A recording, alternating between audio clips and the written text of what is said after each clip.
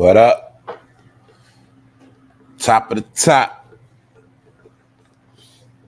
What's shaking? What's up, y'all? What up, Jay? Informatic. Equal love. What's up? Good morning. Hakeem, good morning. What's good, y'all? We up again. Tuesday. Should already know how we do. Back at it again, y'all. Got a few updates. Hopefully everybody week starting out right from yesterday. What's up, Miss Deja? What's up? Taisha, what's up, y'all? Shayla, what's up? Nelly, what's up, Nelly? New York Lynx, what's good? What up, Theo? What's good, bro? Anyway, man, y'all know what's up. We back at it again, y'all. Tuesday, episode 367. Got a couple updates, couple things we're going to talk about. That's, stuff going on. And today, I'm going to be talking about a lot of them shenanigans y'all been seeing. Told you 2023, you're going to see the most shenanigans, but we call them distractions. That's all that's going to be going on. And I'm going to show y'all. Then I'm going to prove to y'all how none of this ain't really about nothing. I'm going to talk about the fake beef that took place. The fake beef, the so-called beef between QUAVO and Takeoff, or should I say Offset. Pardon me, rest in peace, Takeoff. But all of this is surrounding Takeoff. Then I'm going to talk about how Offset, he had a few words to say to JPRINCE. We're going to get into that. You know JPRINCE, the one that said when you come to Houston, you need to check in. You know him, right? Yeah, the Suge Knight of the South. And we're going to talk about that. And also going to be talking about that event you seen, that hip-hop event you seen on the Grammys, the 50-year celebration. Well, in my opinion, that was a funeral. That was a funeral service. Why? Because I told you hip-hop was dead. I'm going to show it to you again for those who don't believe. That was the ceremony before going to ground. That's what that was. And I ain't watch it, but I saw clips after the fact. Because like I said, I didn't watch it. So when I seen them little clips of all them hip hoppers on stage, I already knew what that meant. Funeral service. Anyway, let me talk about that. Also, I'm gonna ask a question: where is Orlando Brown? Anybody know Orlando Brown at? I think we might know where he at now. We're gonna talk about Orlando Brown today. We're gonna talk about a couple things. Look, shout out to my people pulling up. Shout out to the replay gang. What's up, Juicy Peach? What's up? Who else done slid up in here? Good morning, Miss Jackie. Good morning. Good to see you, Miss Jackie. Hopefully you're feeling good this morning. Yeah, y'all. We're gonna get into it today. Like I said, what's up, Annette? That's right. Let's go. What's good, Annette? What's the word? Harlem up in here. What's up, Beth? Yeah, we're going to talk about it, y'all. We're going to talk about it today. All right, so like I said, y'all waited long enough. Welcome to the show. Shout out to the replay gang. Those my people. You feel me? Also, shout out to the new subscribers. Thanks for finding this channel. All I'm going to say is everybody stay tuned. And, I'm just going to get into it. Y'all know how I do. I'm just going to get into it. Other than that, y'all make sure y'all stay ready. Let's go.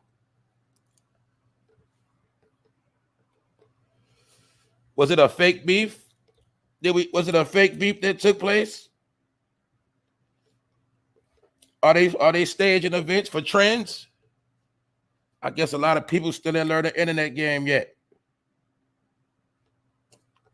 Anyway, we're gonna talk about it. Fake beef, Offset and QUAVO. Where's Orlando Brown? Hip hop funeral.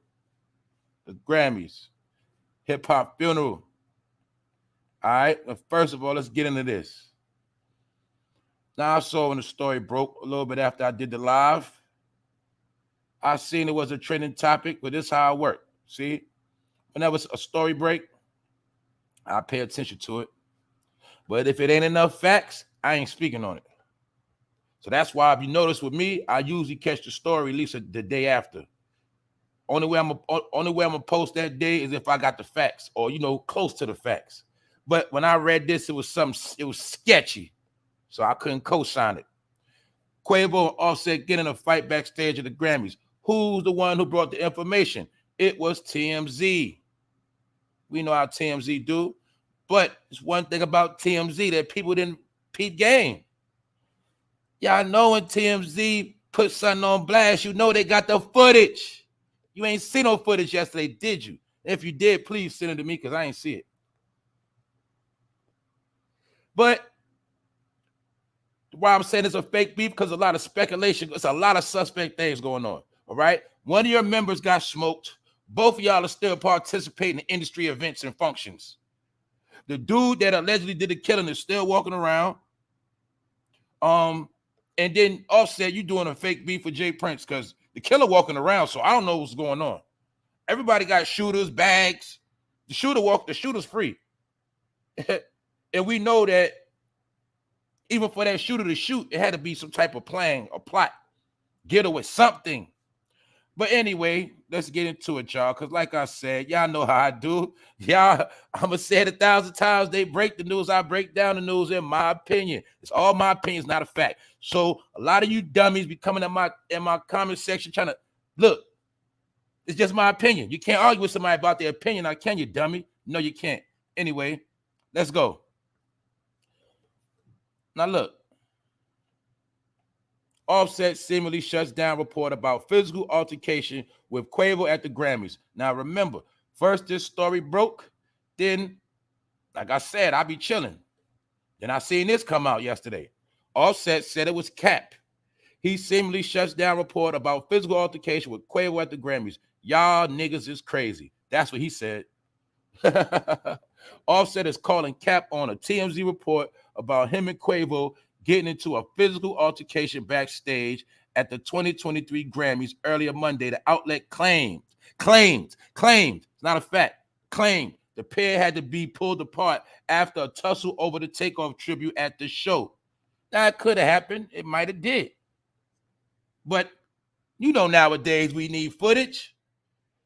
Though he didn't name drop the outlet, Offset seemingly responded after the report zapped through social channels, earning a trending slot on Twitter. Keyword, earning a trending slot on Twitter. Once it was said, it started trending, but it was not a proven fact. Now, was it?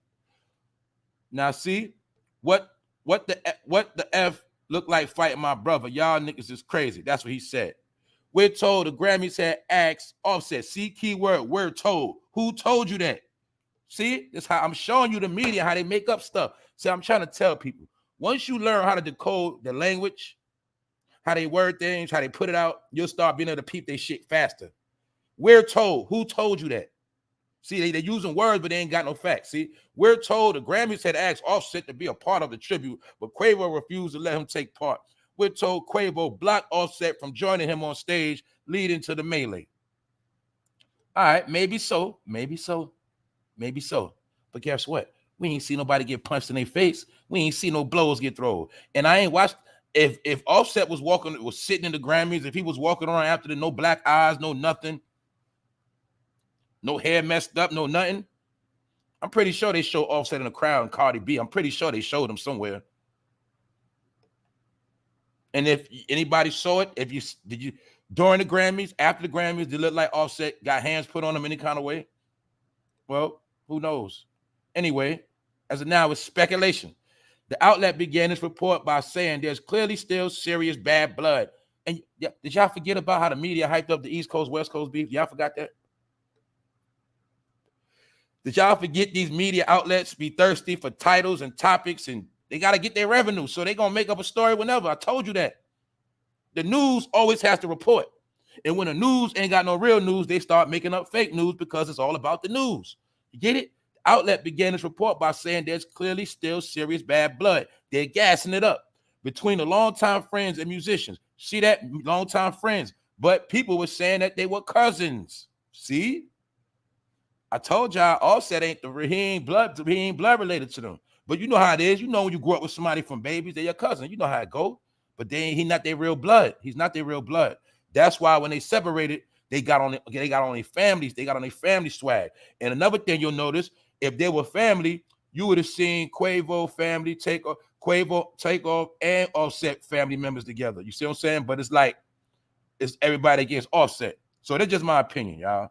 Anyway, as you see right here, serious bad blood between the longtime friends and musicians, citing sources. The report claiming the physical fight took place before Quavo took the stage to perform his tribute to his deceased nephew and fellow Migos member. See that?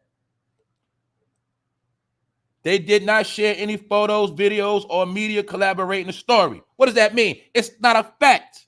See that? They did not share any photos, videos, or media collaborate. And y'all know somebody would have had that on film. Y'all already know that. And guess what? If it wasn't the fight, right, they would have had the after effects of the fight on camera. Somebody would have had it on camera. Y'all know this. You think everybody gonna be around backstage with iPhones? Anybody gonna record nothing? Well, TMZ is the masters of gaslighting and gassing stuff up. Because I told you, they news been getting dry too. Furthermore, TMZ alleged that the altercation originated from Quavo blocking Set from being a part of Takeoff's tribute, despite getting the request from show organizers. But what did I say? See, I already told y'all how these media outlets showing up. So soon as anything drop, entertaining, boom, everybody got to get on it.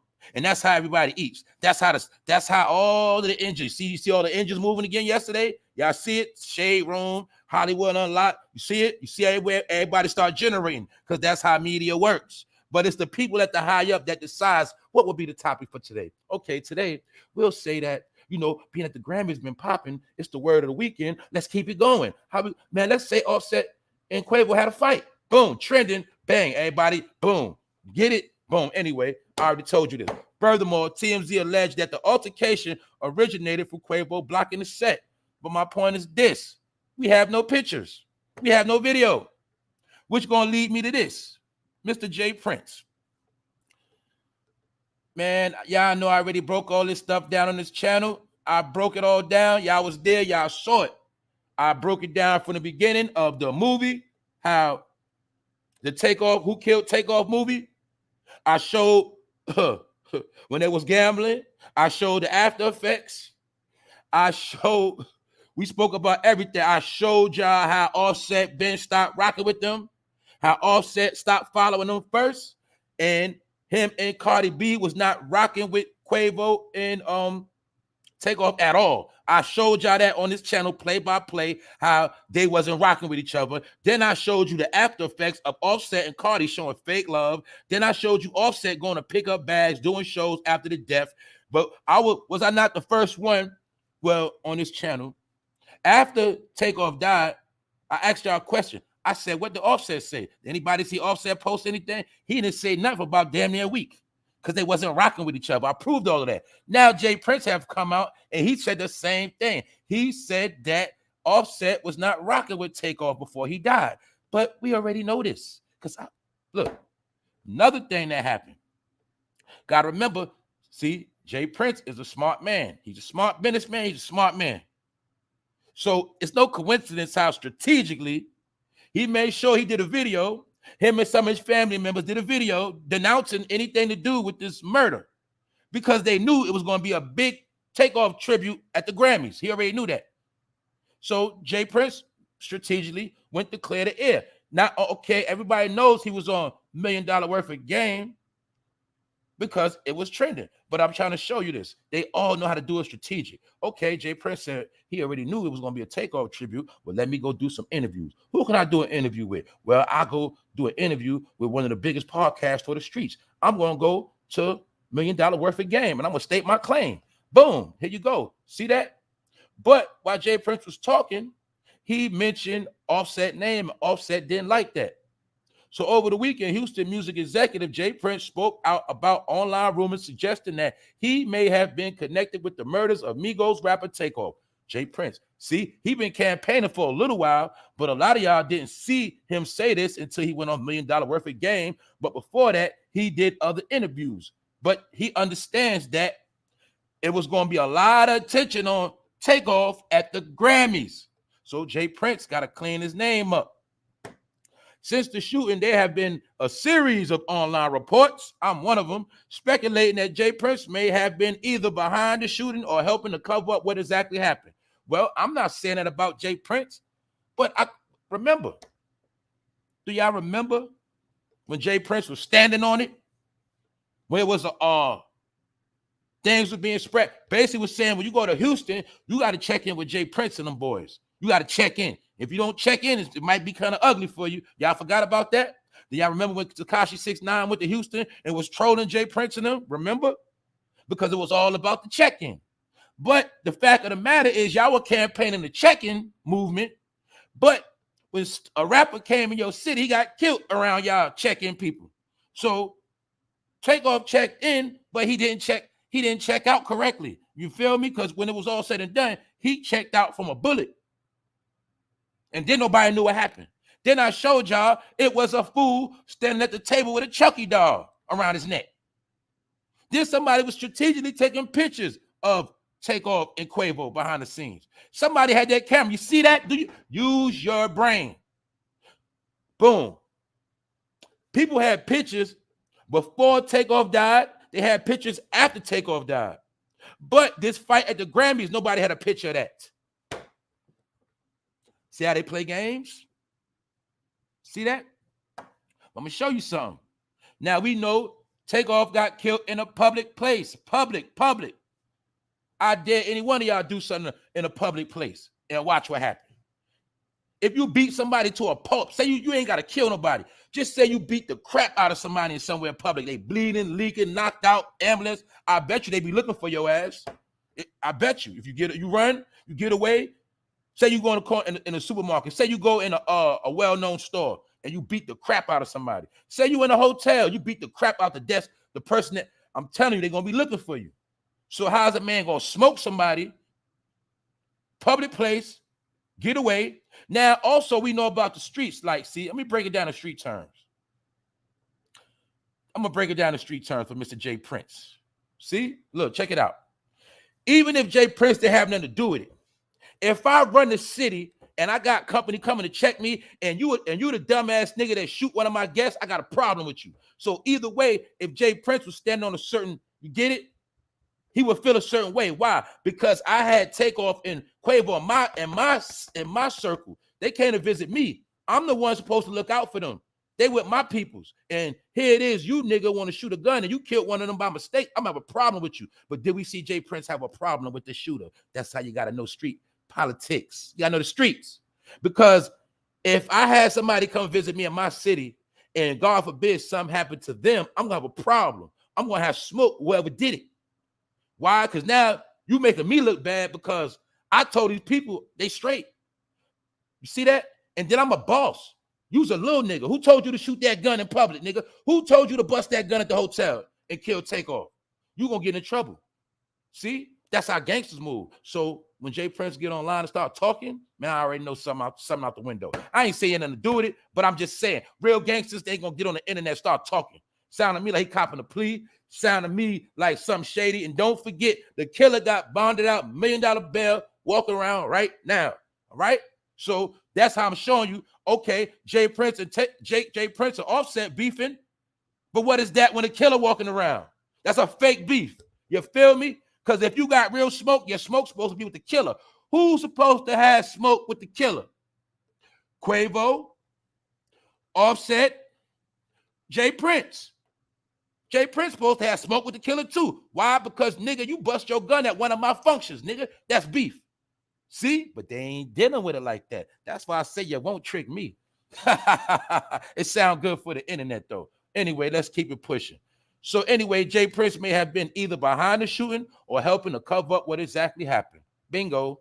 JPRINCE decided to set things straight in an interview this weekend. You see how everybody talk about, man, I ain't with that internet stuff. I ain't with that internet stuff. And then what they do, they run to the internet. Told you, man, we in a different time now. Everything which once was is no longer anymore. Once you understand that, you'll understand where we going with this shit. Now check it out. Stay real, y'all. Stay real. The Houston mogul told the interviewer that he was not in any way involved with the shooting. Why are you explaining yourself on the internet? And he seemed upset over the speculation. During the interview, JPRINCE also suggested that Offset was somehow involved in a campaign against him. Stop right there. First of all, Takeoff got killed about damn near 3 months ago. JPRINCE, why are you talking now? Because you know it was going to be a tribute this weekend, right? Of course. What's up, Natasha Jordan? What's up, Kim? I see y'all putting up. Who else up in here? I'm paying attention right now. What's up? Good morning, Miss Carla McWilliams. Good morning. Good morning, Sergeant King. Good morning. All right, let's get back to this. Now, boom. J. Prince, why you ain't been said nothing? You was the quietest one the whole time when it happened in real time. But you know, we broke it down in real time on this channel. I showed y'all everything, and I told you it was BS.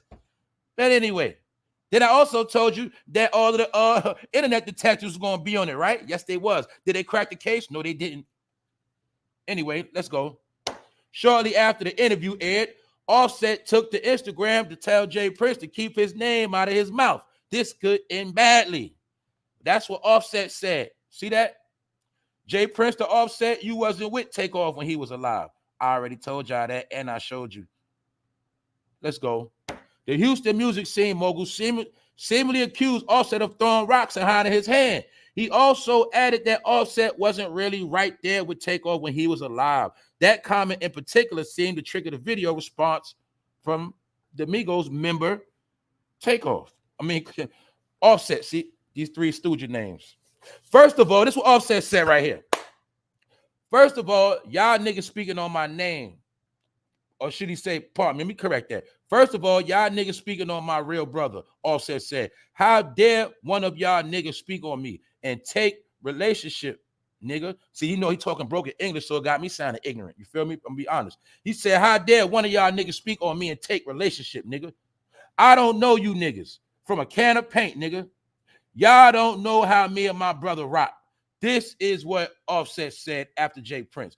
Basically, he's saying, you don't know me like that, nigga. You don't know relationship we had, nigga. You don't even know me like that, J. Prince. So, as you see, Offset is talking greasy, but they all full of shit, if you ask me. Because either way, Takeoff dead and he can't come back. And ain't none of y'all do shit. None of y'all. Nothing. Y'all nothing but industry cats beefing on the internet to entertain the public, trend on all platforms, and the killer is still chilling. You get it? So all these dudes ain't about shit. They ain't about nothing. Because that's the case, Takeoff will have some justice now, wouldn't he? But everybody's a killer, right? And we ain't heard about nobody even get hit in the head with a bottle over who killed Takeoff. But I already showed you the Who Killed Takeoff movie, and I told you they all frauds. And I already told you Quavo won a solo career and Offset won a solo career. I already showed you, it was proven to you over the weekend why you think Quavo did that tribute. Because he know at the Grammys, that's how you become a household name. We're going to talk about that. And I'm also going to talk about Chris Brown. I already told you he blackballed. I already showed you. Then I'm going to show you again the nail in Chris Brown coffin. Y'all rocking? We up. But like I said, the end of the day, look. No justice for Takeoff. Industry people running their mouth, staging fake ass beefs. We ain't see no footage of before, after, none of that shit. So is it a fact? No, it's not. Then they told you it wasn't a fact. How they tell you? Because they gonna tell you how sources said. We're told the Grammy. Who told y'all that? Anyway, man, enough of the shenanigans. Who up in here? Good morning, Tamara Smith. Smoke, no fire. That's right. Smoke, no fire. Fake ass beef.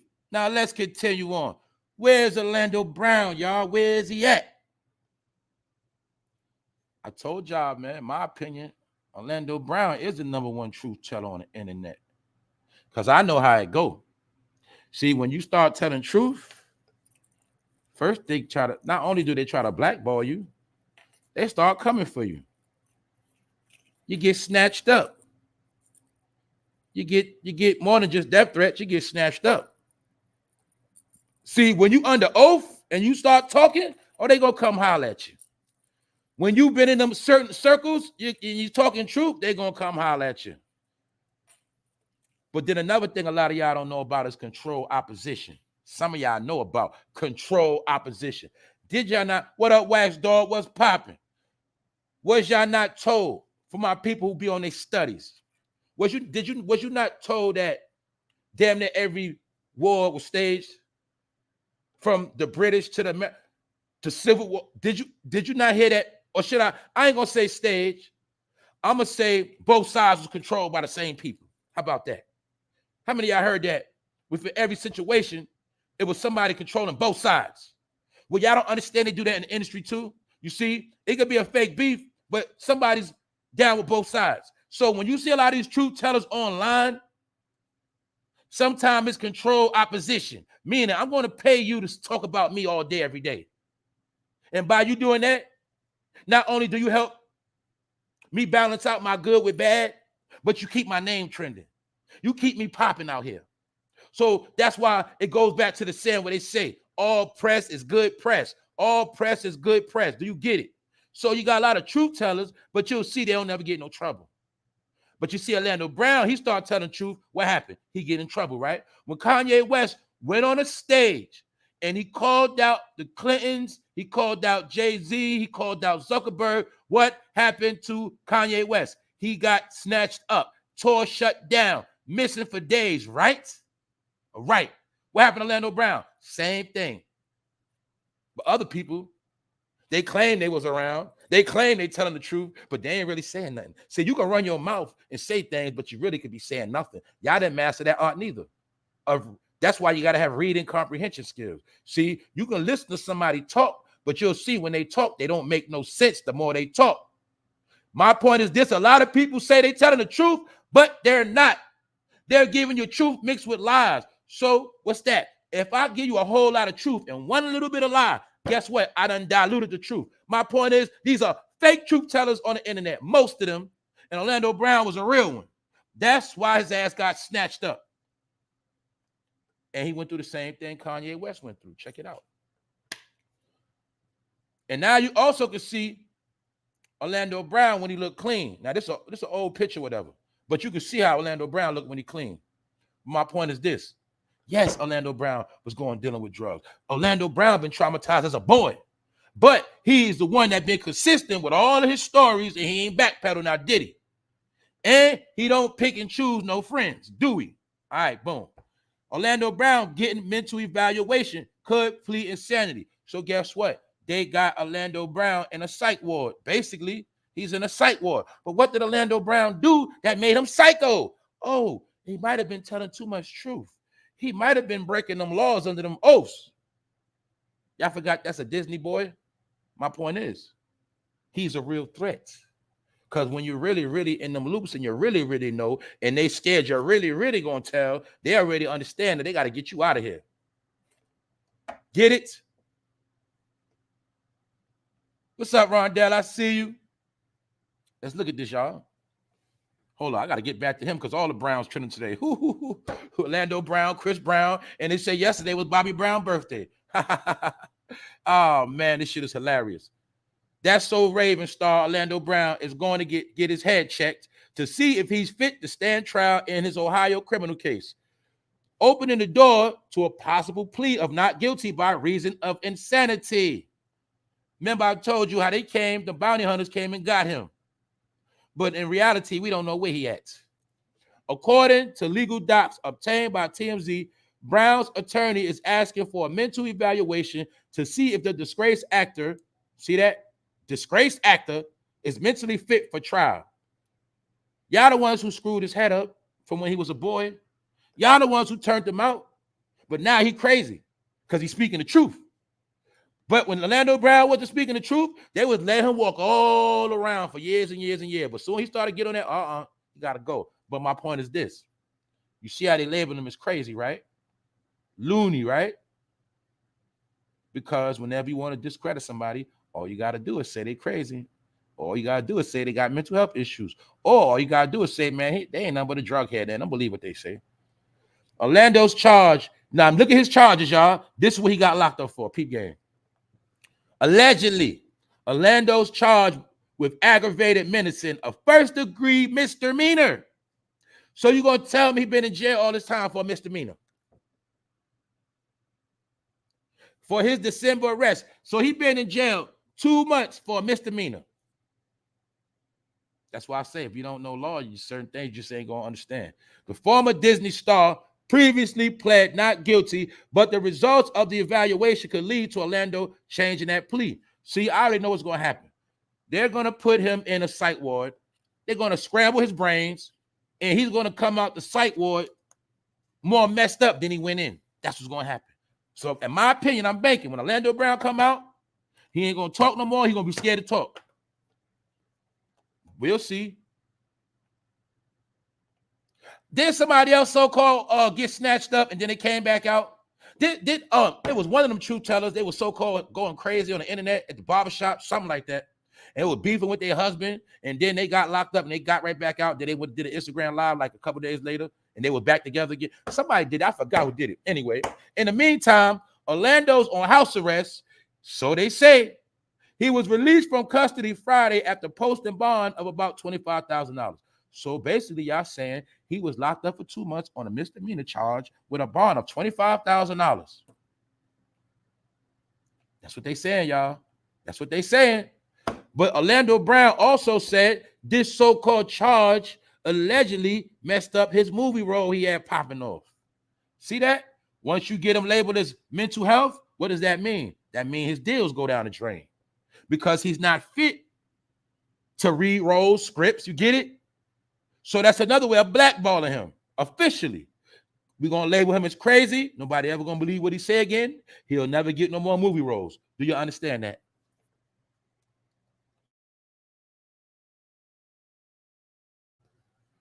Which goes into what I was saying the other day. Remember I was saying, if we get more into independent film, see, like I tell y'all, entertainment is always going to be entertaining. We all love to be entertained. But what I was trying to tell people, the forms of entertainment that have been given to us has been specific programs. And these programs we were raised on. And these programs was given to us as a culture. Bottom line is we have to create our own movies, films, documentaries, music, genres, all of that. See, this is my point. I'm looking at it like this. See, if somebody was doing their thing in a film independently, and you see Orlando Brown getting blackballed, guess what? You can give off Orlando Brown a role in one of your movies. He probably do it for the low. You see what I'm saying? A lot of these A-list, these celebrities that's falling, you probably can get them to do a movie for you for the low. Do you get it? This is what I'm saying. We got to start doing our own thing. Because Hollywood is over. I already showed y'all this. What I mean by that is they're not creating no more stars. That's from the only stars that they will create are the stars that they handpick themselves. That's it. That's why I was showing y'all the Rock Nation brunch. Those are a bunch of handpicked stars. Future handpicked celebrities that will be 100% controlled. They got a peep game. What's up, y'all? Anyway, let's continue on. Tuesday, Chris Brown. Here we go with Chris Brown, y'all. Chris Brown do not want to accept the fact it's over. It's over. It's over for Chris Brown. I already told y'all that and showed you. I'm not here to bash Chris Brown. This is what I'm trying to show my people, man. This is why you got to understand metaphysics. You got to understand the spirit world. You got to understand that which is unseen. Because then you'll understand about the unseen hand. And then you'll understand about the Most High. You got to understand there's forces that control this world. Dark and light. Forces control this world that cannot be seen with the physical eye. When some of y'all understand that, then your life will be a little bit more simpler.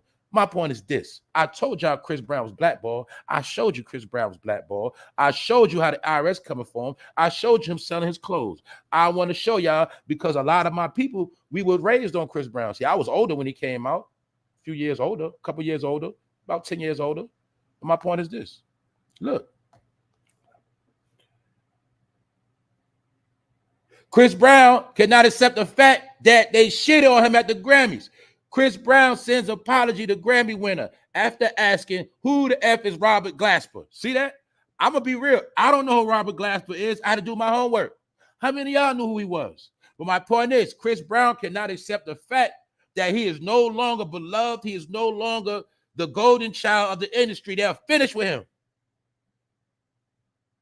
And he can't accept it. So Chris Brown says something reckless out of his mouth, and then he had to backpedal like they always do. Chris Brown took to social media to call out musician Robert Glasper, who won a Grammy for Best R&B Album at the ceremony. Brown went on to post, they spelled it wrong, went on to post a photo of Glasper and say, y'all playing.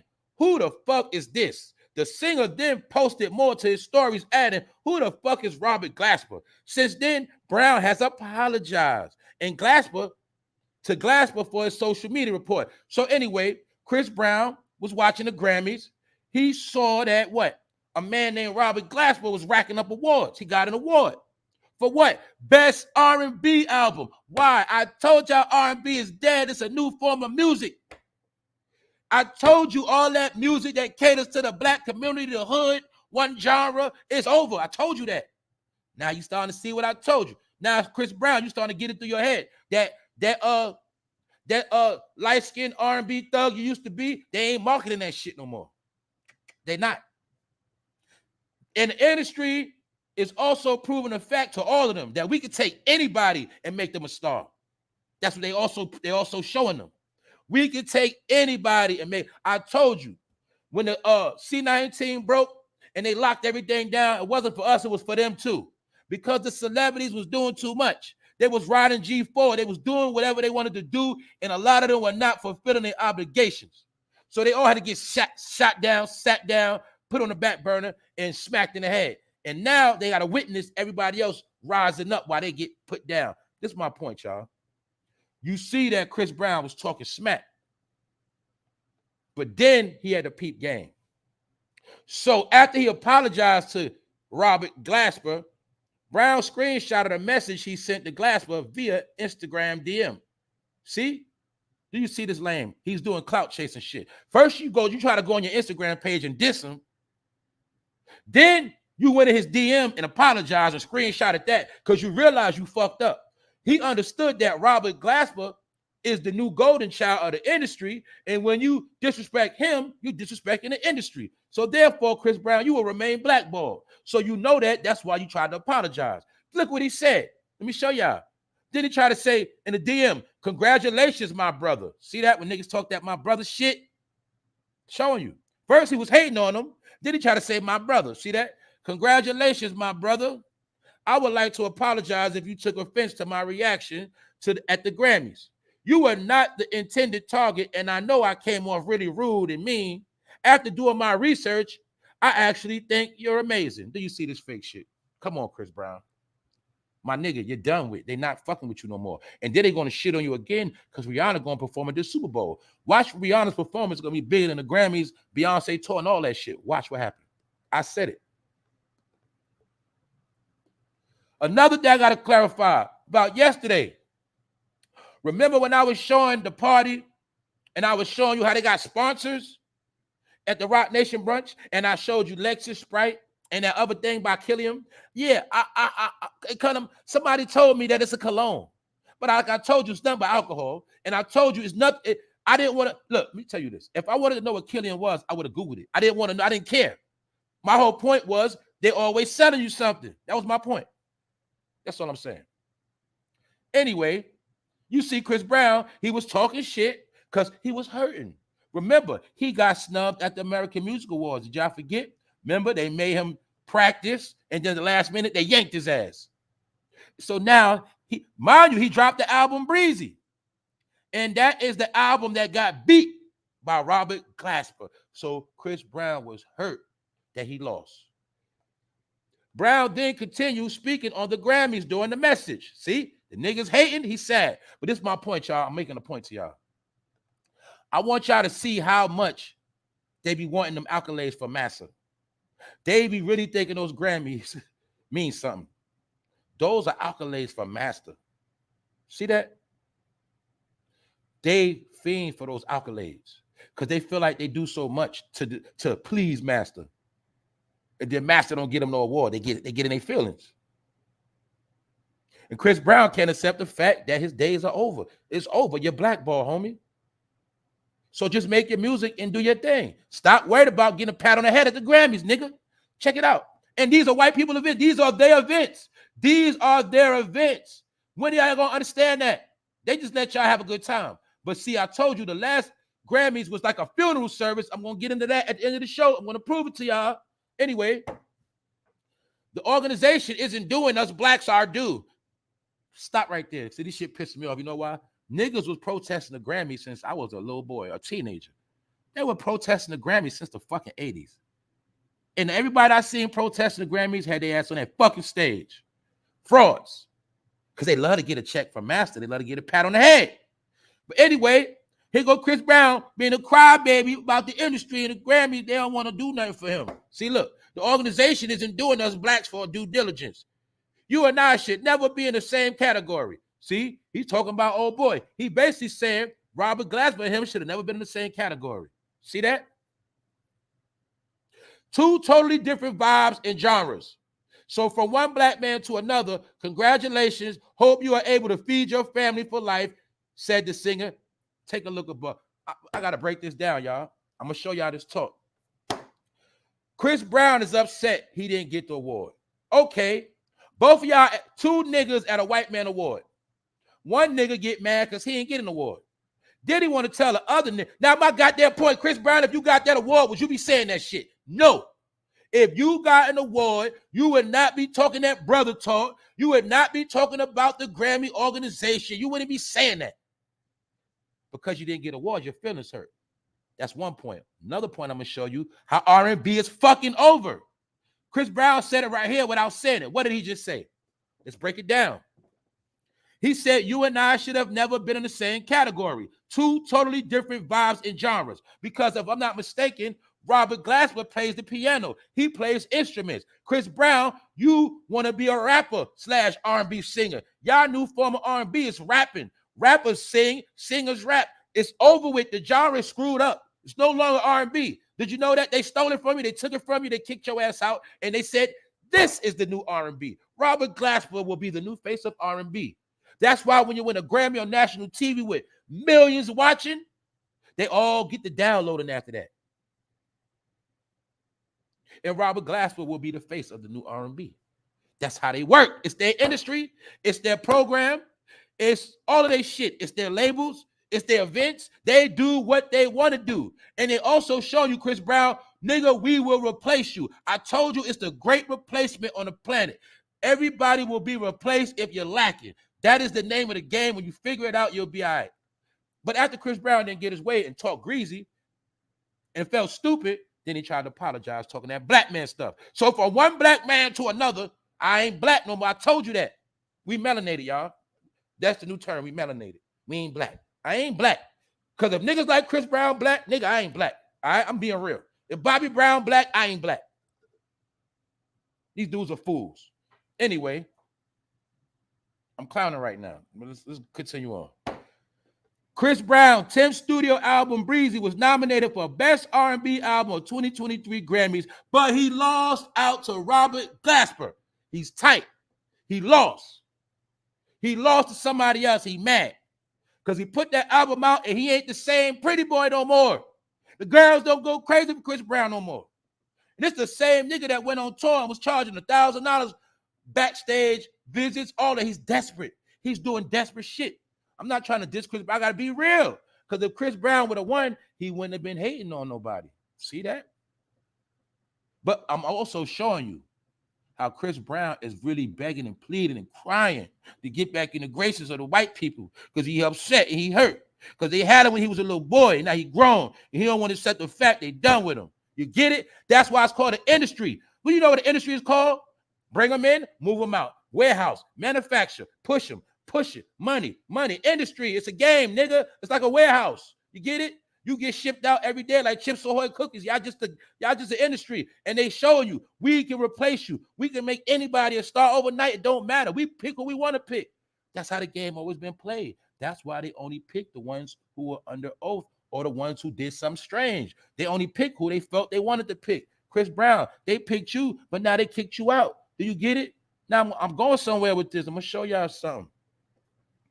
Brown took to Instagram to voice his disappointment, and he has also appeared to throw shade at Glasper, writing, "Y'all playing. Who the fuck is this?" He added, "Who the fuck is Robert Glasper?" You see the disrespect? I'm just trying to show you again. But after that, he'll fucking apologize. But anyway, respectfully, Breezy wrote, I got to get my skills up. I got to start playing the harmonica. Why? Because they said Robert Glasper, he know how to play instruments. That's music, dummy. Glasper, a 5-time Grammy winner, rolled with Chris Brown's question on his Instagram page by reposting people supporting him with "We know Robert fucking Glasper" messages. All right. Basically, Robert Glasper made his own post proving that people know him, because I told you, it's a new world, Chris Brown. It's not all about you no more.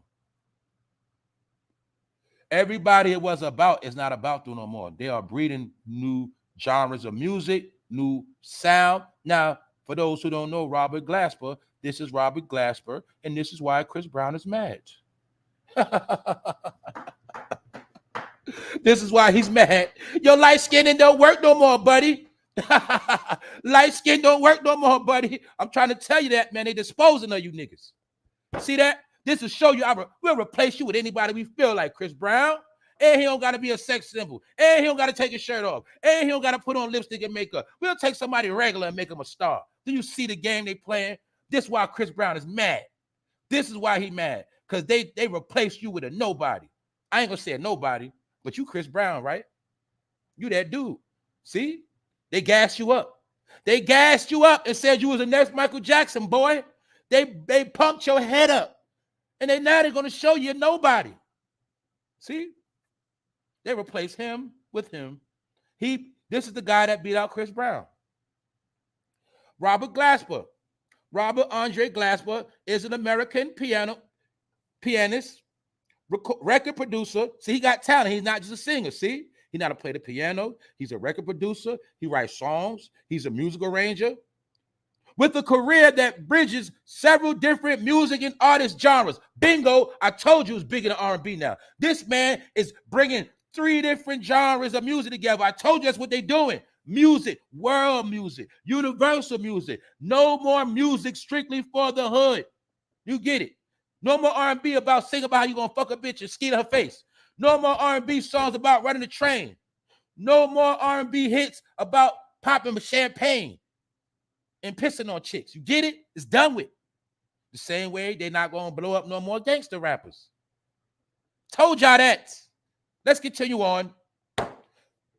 More proof of what I already told you. They cashing out. Why? The game is over. See?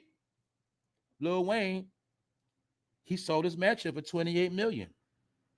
Did I not show my people for the past months when I've been told you they were all cashing out? And I showed you it was the so-called white celebrities, the first ones cashing out and selling their estates. Then we seen what? They selling their catalogs, selling their mansions. What does that mean? They cashing out. Why are they cashing out is the big question. See how smart y'all are. Maybe the celebrities know what's about to take place in America. You see, you keep getting distracted with this entertainment bullshit, but you don't see the big picture. It's some shit gonna go down this year, in my opinion. It's some shit going down this year, in my opinion. You know why I say that? Because, look, you got to keep paying attention to politics. It's all about 2024.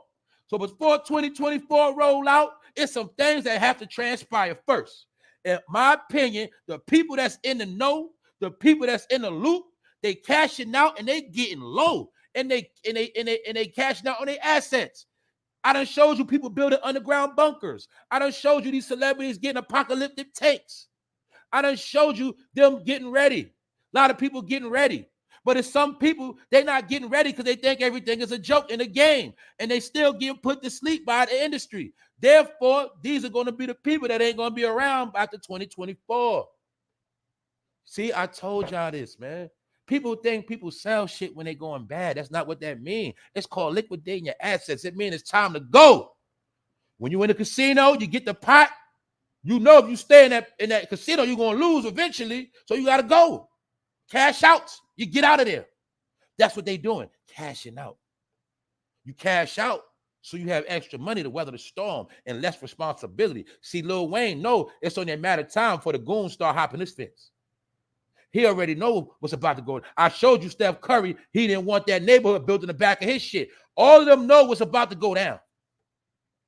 They saying allegedly it's going to be some type of apocalyptic events happening in this country. Why? The economy is crashing. Inflation. You got to know history.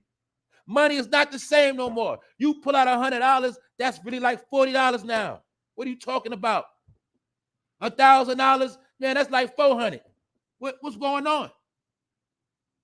And that's before taxes. Money is not the same no more. It's been inflated.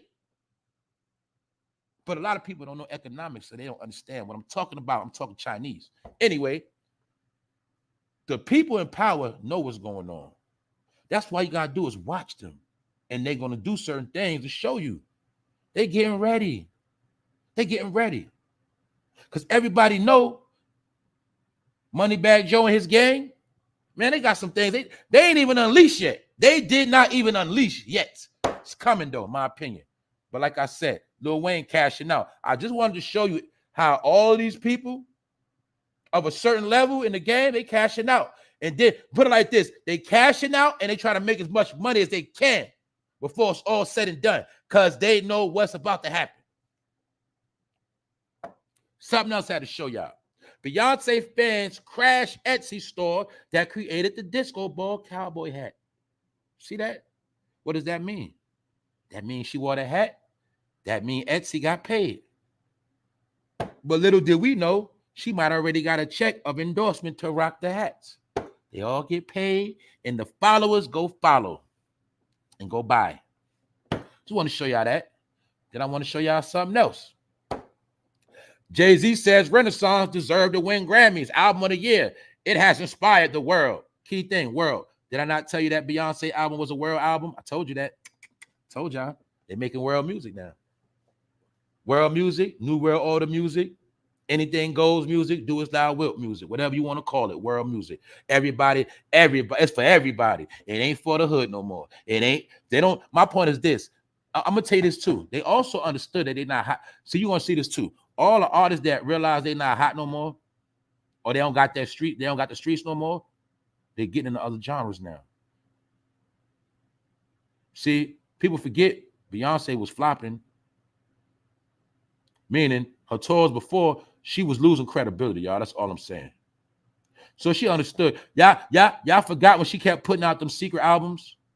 I told you, secret albums was a trick, because instead of them prepping for this one day, and the album come out that day and it don't hit like they want, it'll look like it flopped. But if you just do a pop-out album, it won't be judged the same. So she been doing that tactic, but it's still not working. So now she had to make world music. And Renaissance is a highly embraced album by the rainbow community, period.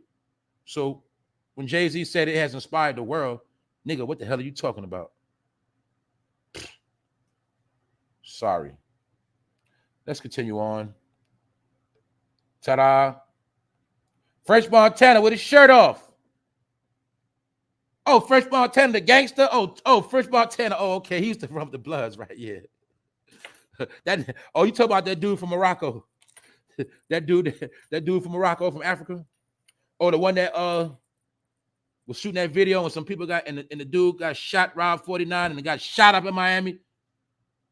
Well, French Montana was chilling with his shirt off with a little private dinner date with your boy Diddy. And Diddy was singing Happy Birthday. And if I'm not mistaken, my eyes might be messed up. It looked like Diddy had on a robe and French Montana had his shirt off. And while Diddy was singing, you see this clown ass nigga praying to Diddy. While Diddy's singing to him over at the table. Shirt off. While he's smiling like that, Diddy singing to him, Happy Birthday, all that bullshit, right? He's a man, straight man. Empty chair, nigga, you supposed to have a chick on the side right there. You supposed to have a bad chick, but you got to peep game. They peep game. Look, you notice this, right? All them rappers know when you come around Diddy, don't bring your girl with you, man. He don't like that. You ain't noticed that? Whenever they're around Diddy, don't never have a bad chick with him. I'm telling you, if I was a rapper and I was single, every time you see me, it's going to be somebody. It's going to be a chick in the background. Might be 3. Because I'm a rapper, nigga. That's what I do. I'm never going to be solo. My point is this. This man, Diddy, was singing to this man with no shirt on. And he was loving it too. He started praying to Diddy. Thank you, my brother. See that? Just showing you, man, these dudes weird. And all this happened over the weekend, man. I'm showing you bullshit after bullshit. Everything I'm showing y'all, it really has nothing to do with life. It's just entertainment. It's bullshit. Now let's get into this goddamn funeral that happened. Now people really gonna be tight now. Y'all gonna really be mad. Let me break this down right here. I know some of y'all saw the Grammys. I know y'all were happy when y'all saw the hip-hop celebration. 50-year anniversary. Okay, we already know they building museums. I already broke it down to you. Museum is for a culture that is no longer around, dead. That's why the hell you go to the museum for.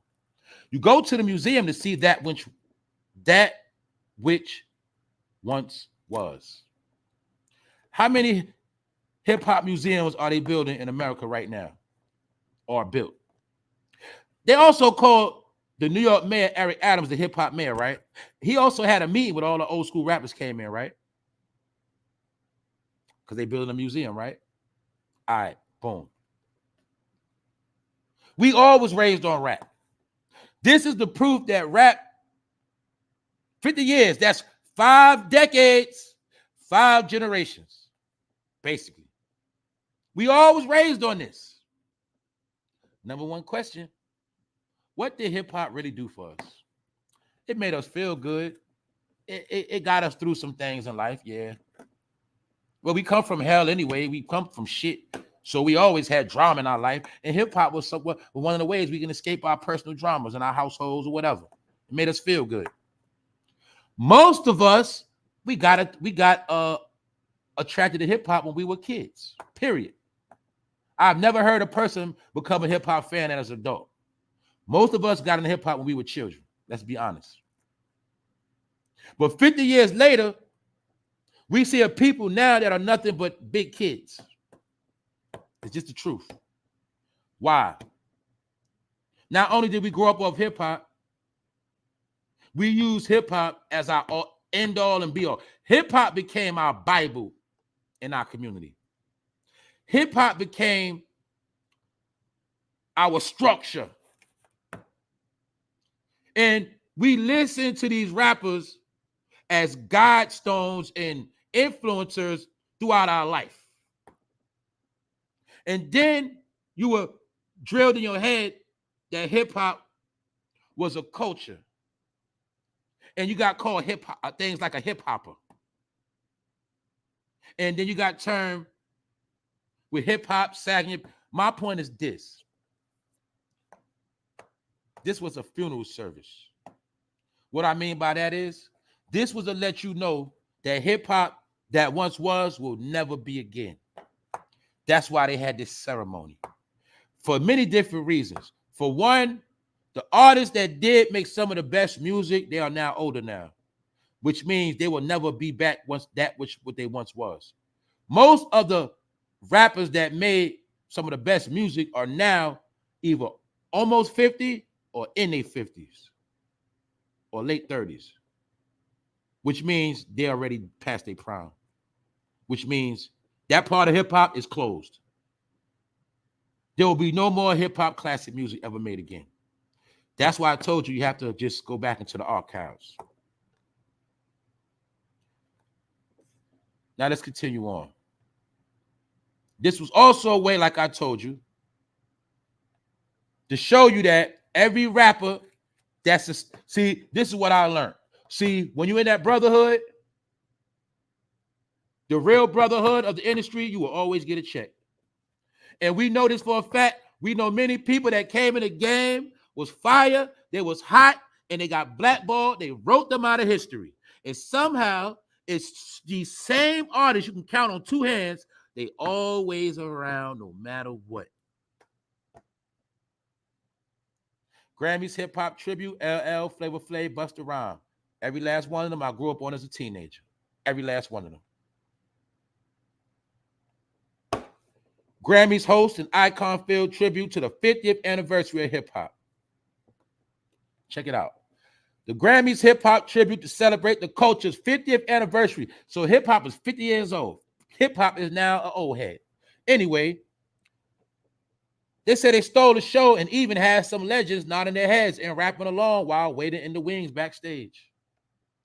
Busta Rhymes, Spliff Star, Run DMC, and Flavor Flav all performed their own classic tunes too, and also couldn't contain their excitement while waiting to get on stage for the grand finale.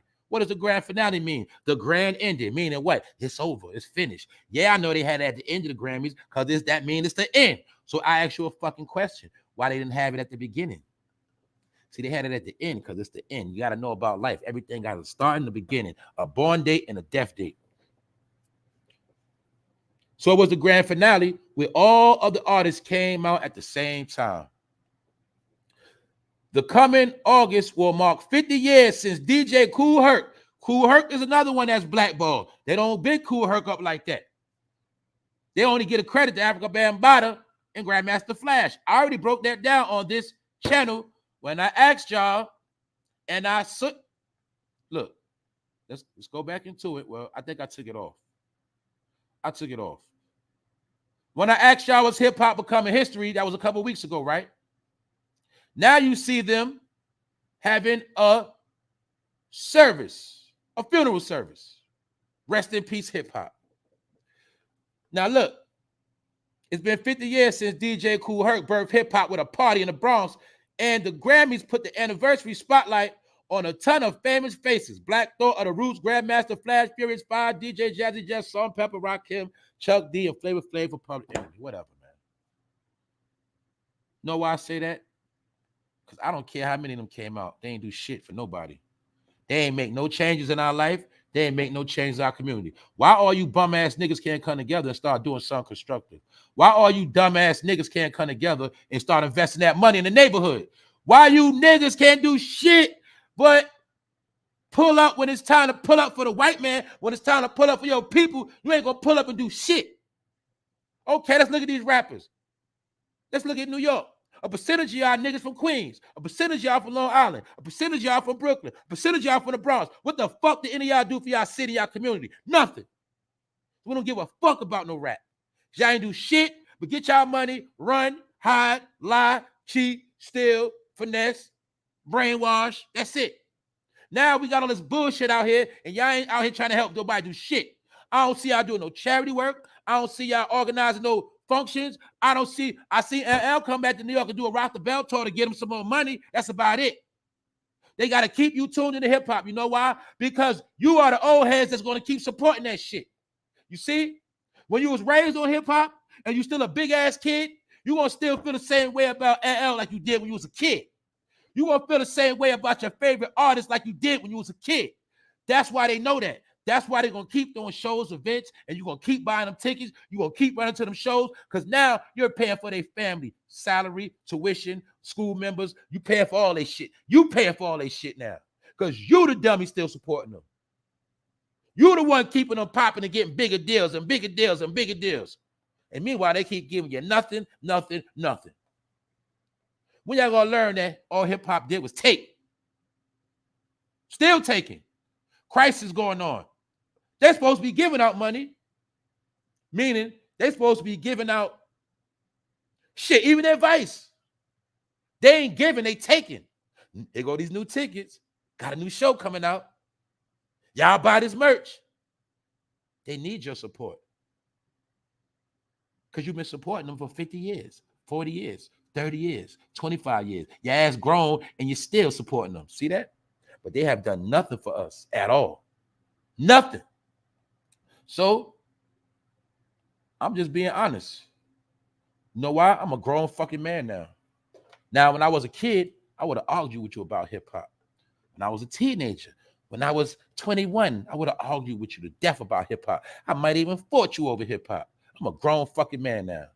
Guess what all these were the whole time, y'all? All of these are cartoon characters. All of these are characters that were given to you, y'all. They were given to us. These are all characters. You see, LL had to come back in character, put the hat on. Flavor Flav had to come back in character, these are cartoon characters, y'all. These are the cartoon characters we were raised on, y'all, but we don't want to accept it. See, we stopped watching cartoons, right? But we never stopped watching rappers.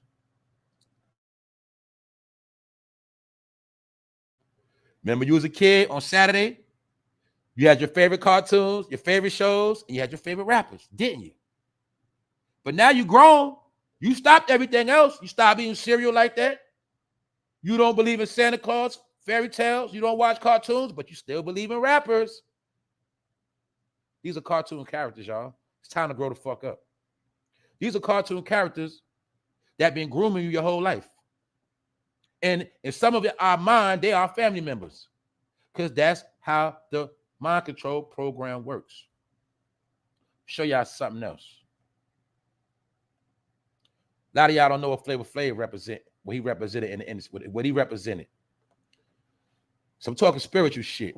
Flavor Flav represented the Grim Reaper. Who is the Grim Reaper? Father Time. When does Father Time come? Death. When it's all over, Father Time come knocking. So after the 50-year anniversary of hip-hop, they closed it out with Flavor Flav on the stage representing the Grim Reaper to show and prove to you that the time has come when hip-hop is dead. Is Flavor Flav not known for wearing a clock around his neck? Is he not black?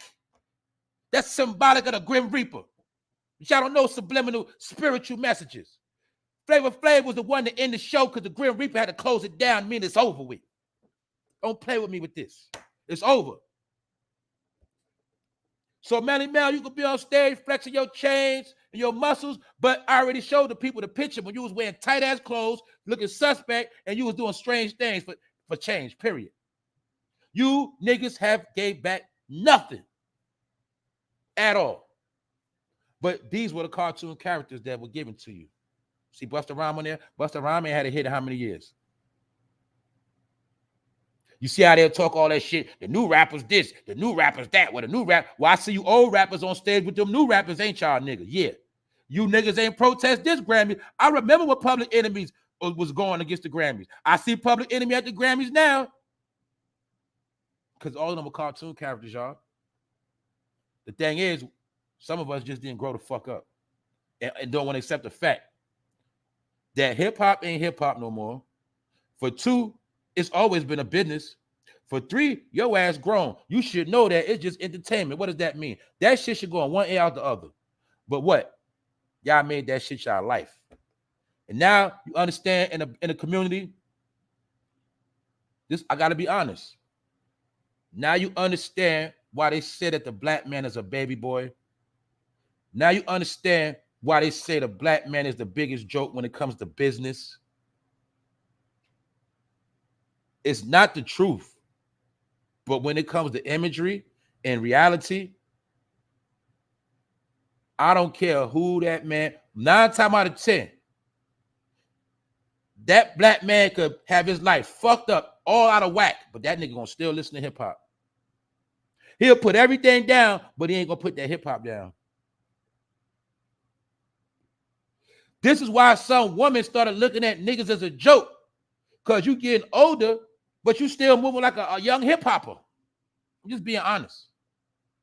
This is why when it comes to business, sitting at the table like a boss, when you're a hip-hopper, you can't do that because you don't have the mind of an executive. You get it? It's all a game.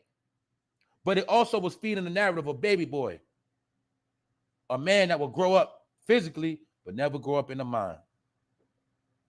That's what all this shit was about. But this right here represented the end of hip-hop.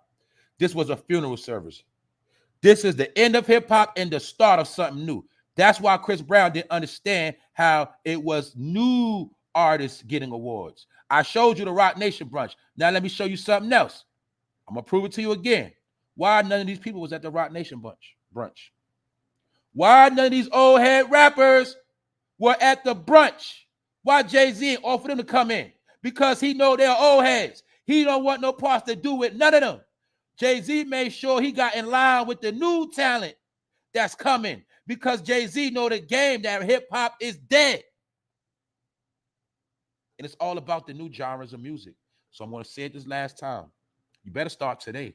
I was listening to old classics over the weekend.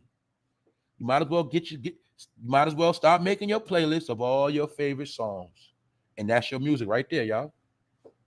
That's it. If you make music, make your own bangers for you and your family and just put it out. The industry ain't pushing that shit no more. That's all you got to understand, y'all. Music never dies. Like a tree. Y'all know about plant? How many of y'all know about plant life? Well, you know that the tree could be dead but still standing there. The plant could be dead but still standing there. Hip hop is dead, but it's still around, but it's dead. That which once was. But guess what else it represents? It also represents everybody that grew up on this. Everybody that grew up with them, these are your peers. So they also saying, if hip hop is dead, see, all of them had to realize it's dead and realize they all have to change and do other things. But they already knew that. That's why all of them been getting into other things like acting, selling merch, doing. My point is they already knew that. But my point is the people that listen to hip hop, they the ones that didn't change their life and adapt. They still doing the same shit. And I'm saying that because for everybody from these generations, especially 50 years and older, they're already planning for y'all to be gone too. That's why the main people that has to be pacified is the older people. The main people that have to be distracted are the older people. Why? Because the way this world is going,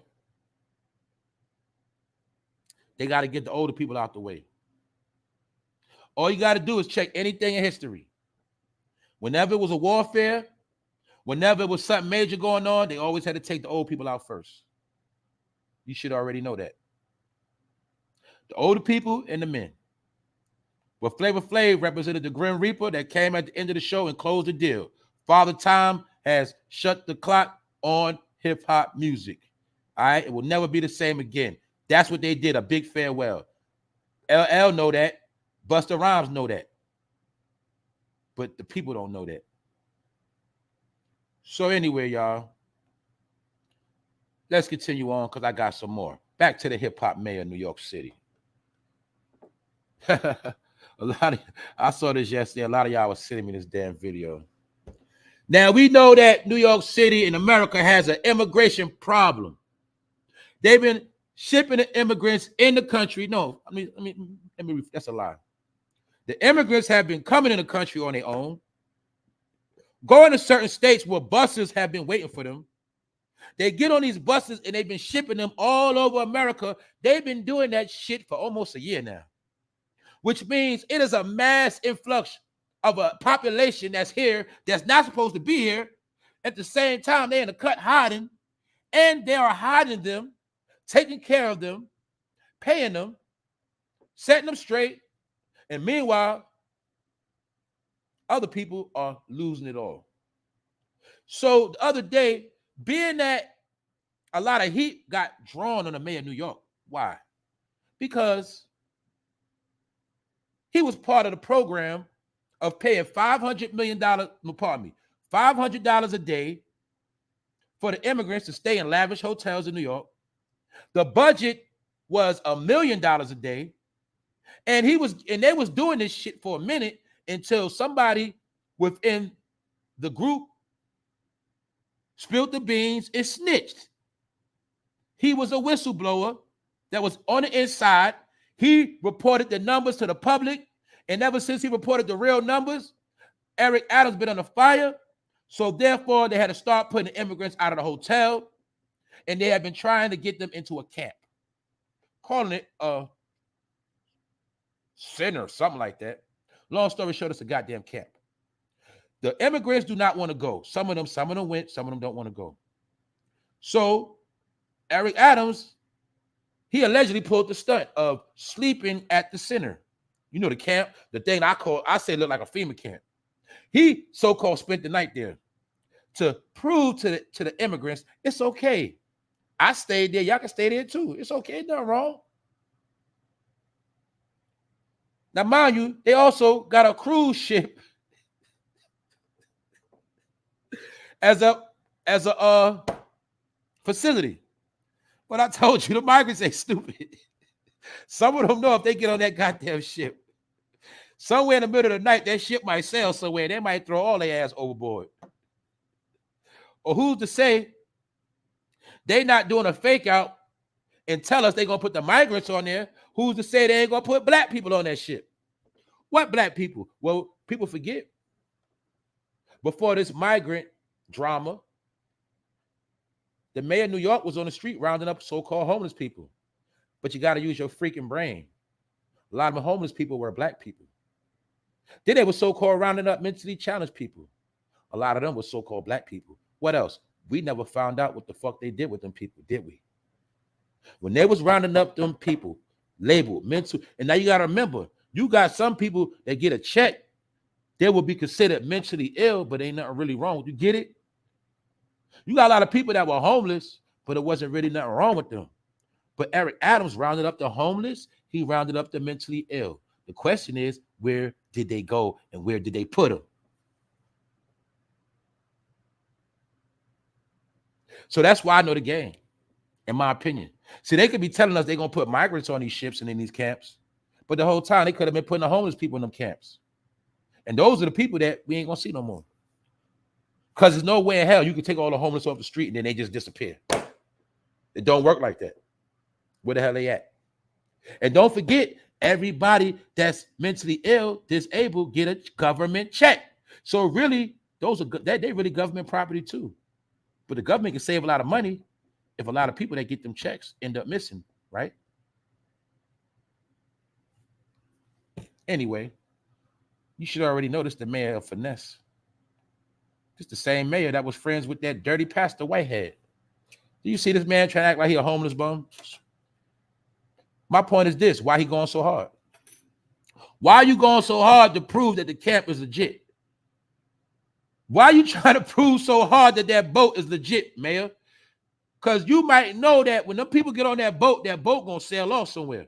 And in my opinion, it's a 52 fake out. See, for the camera, this for the migrants. But when it ain't on camera, who's to say it ain't gonna be a whole bunch of black people they put on that ship, black and brown people, they gonna put them on that ship and sail their ass off somewhere. Who's to say? And I told you before, you gotta know law. Once a boat goes in the middle of the water, ain't no more laws. It's no more laws of the land when you're on a boat. So if you're on a boat, if somebody happened to get thrown overboard and they was already homeless and they already had no family, who the fuck gonna know where they at? Shark meat. Anyway, I'm just making stuff up. Who in the chat? Who up in here? I see my people in here. What's up, Sassy? Big Phil? That's right. Maritime law. That's right. Once that boat hit them waters, ain't no laws. Ain't no laws. Ain't no state laws. See, a lot of y'all don't know law, man. You got to know law. When you understand law, you'll know how the world works. But you be so busy, I don't care about no law. All you know is fucking hip-hop. That's my point. If I ask you anything about hip-hop, you gonna know. If I ask you who was the best in 2003, who was the best in 2013, you know everything about every fucking rapper. You know everything about their family. You know everything about everything, but you don't know shit about life. You know shit about life. You know shit about the Bible. You don't know shit about law. You don't know shit about nothing. That's why you're fucked up. See, me, I was loving hip-hop, but that ain't the only. See, when I was in hip-hop, I was listening and studying a whole bunch of other shit at the same time. At the same damn time, see? A lot of us can walk and chew bubblegum and do more than one thing at once. So I got the same love for hip-hop everybody else do. But I told y'all before, when I was listening to hip-hop, I still was buying books. I was still going to bookstores. I was still studying melanin. I was studying the New World Order. I was doing all this shit in 96, 97. And never stopped. Always been searching for information.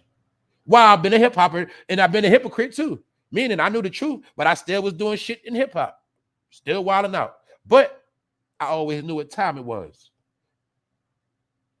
So that's why when all this shit started unleashing, I said, oh shit. This is what we was learning the whole time. They really are doing the shit they said they was going to do. That's what woke me up to another level. But anyway, yeah, once you on a boat, anything goes. Overboard. See that? Look, I'm gonna give you an example. If you got on a boat, say you went on a cruise right now, just say, God forbid, you fell off the boat. Or God forbid, somebody threw your ass off. Ain't shit really gonna happen.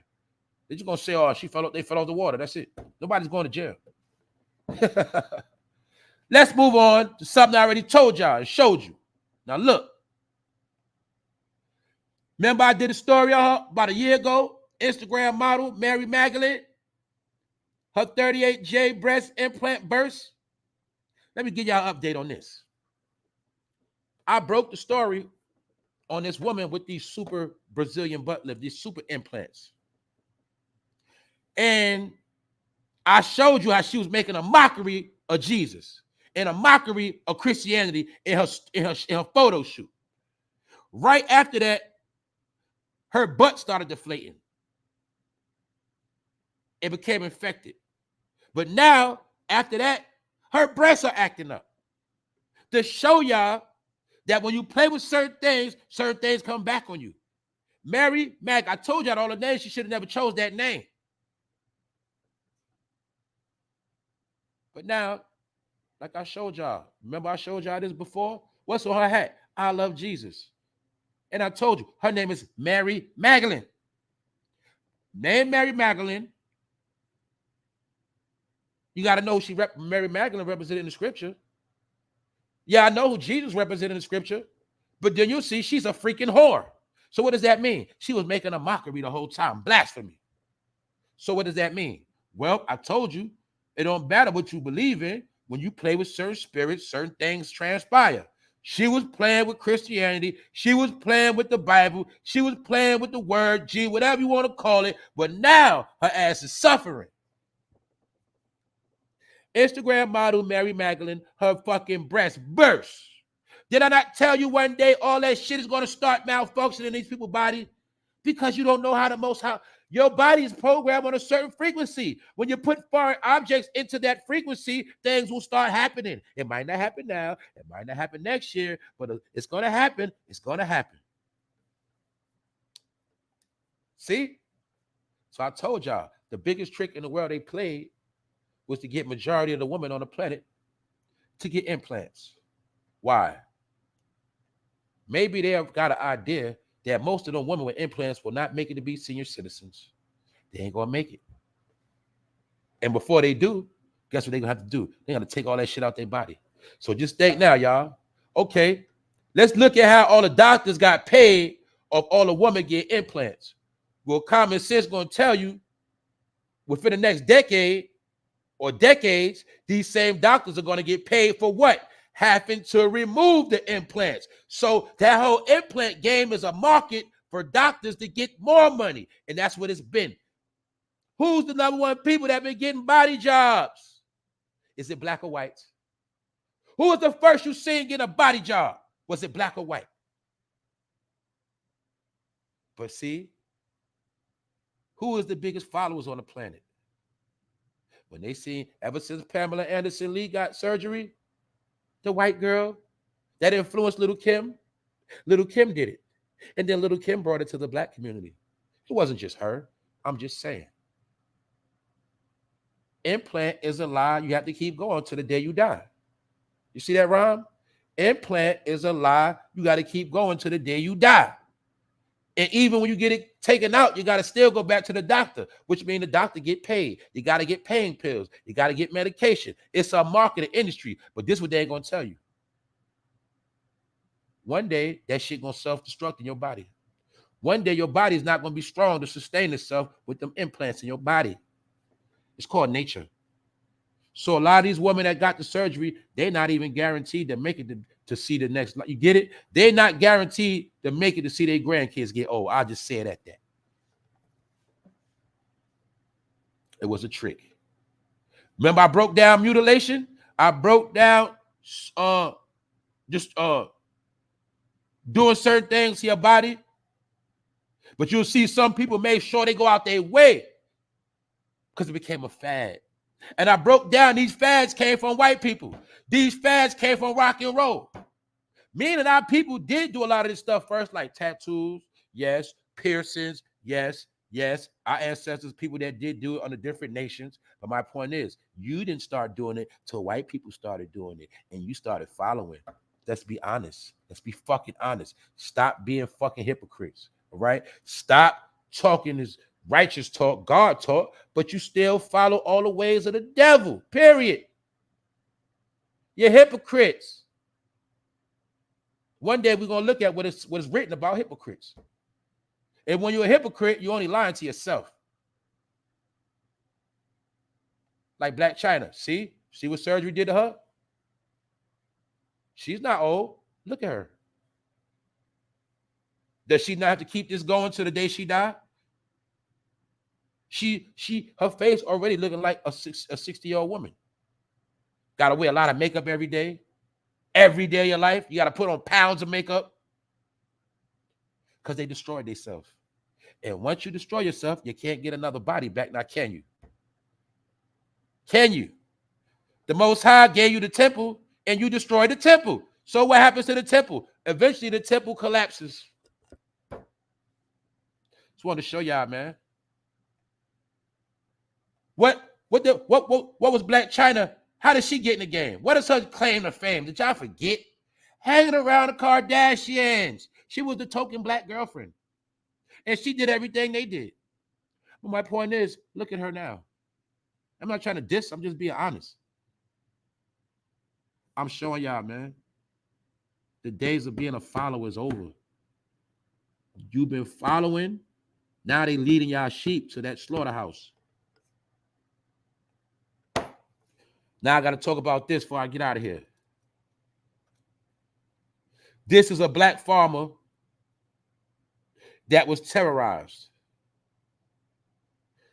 They say farmers in Colorado and probably all over been getting harassed. Why? You should already know they control the food supply. A lot of the food is fake, right? Don't we talk about the food fake, GMO? Well, here you got a black farmer raising good food, pure natural food. And what happened? They was messing with them. They say this needs to be covered on the news. Makes me so mad. Update: farming while black in El Paso, Colorado. Farmer terrorized on a 1,000-acre ranch. That man got 1,000 acres. And he said it was him and others. They got their own thing going. And the people keep harassing them. Police keep harassing them. See that? What did I tell you? Whenever we try to do our own thing, they always gonna keep fucking with us. Did I tell you that? Here's the proof right here. I told y'all that. No matter what we try to do, they always gonna fuck with us. They never gonna let us do our own thing and mind our own business. Mind you, we don't need nothing from them. We could just pull our own resources together, do our own thing. I'm telling you, if we start showing respect for each other, giving everybody a pass, meaning we make an oath that we ain't gonna kill each other no more. Certain things we ain't gonna do no more. And we just start showing each other respect. It ain't always gotta be a bunch of love, but as long as it's respect, I go this way, you go that way. If we start making truces amongst our people all around the world, if we make being cool with each other a trend, watch they try to destroy that shit. Because one thing about melanated people, I told you, which is a written law, a hidden law, they should never come together in peace. And anytime they come together in peace, you make sure you send somebody to disrupt that shit. You make sure you pull off a spectacle to distract that shit. Don't never let them come together in peace. That's what this is all about. That's why one day I'm going to break down to y'all. I'm going to show y'all all little programs that's been taking place. I'm going to show you every war that's going on. I'm going to show you every verses. And I'm going to show you how all of these different conflicts are the reason why we will always be divided. Because the number one agenda that they go by, what's that, y'all? Is divide and conquer. They divide us and conquer us. They've been doing this shit for thousands and thousands and thousands of years. Divide, conquer. Divide, conquer. What is written? Is it not written? A house that is divided shall not stand, right? Well, we are the house of who? We are the house of who? Figure it out. Look it up. We are the house that will always be divided. And they took oaths. They stuck to the script. And now they got trillions of dollars in backing to make sure that house never comes together again. So I'm just showing you, even when you try to be a black farmer, anytime you just try to do your own thing, period, they're going to fuck with you. Because it don't fit the narrative that all blacks are ignorant, stupid, slaves, bums, ignorant, hip-hoppers. It don't fit the narrative. So go fuck with that man right there. Even though he mind his own business doing everything right, you got to fuck with him. See that? This is also something I want my educated people to understand that. Look, I told you, when it come all said and down to it, they don't care how much money you got. They don't care about your freaking degrees. They don't care about what business you own. When it's all said and done, You start doing too much that they don't agree with, they gonna come for you. It is just that us in the streets, we already knew what time it was, so we just stayed ready. But my point is, now we all need each other. See that? See how that man, what he say? Update farming while black? Really, people supposed to go support that man right there. It's not on the news. Why? They don't want us to know it's a black farmer with 1,000 acres. Because that's going to become a trend. Why blacks getting farms ain't a trend yet. But I did see a few. I see, I told you Rick Ross got a farm.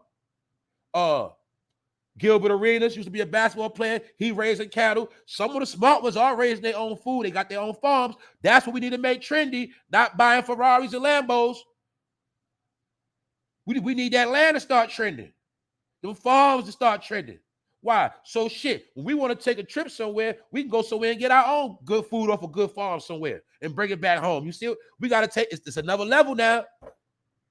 It's another level. See, everything is going into the new world, but guess what?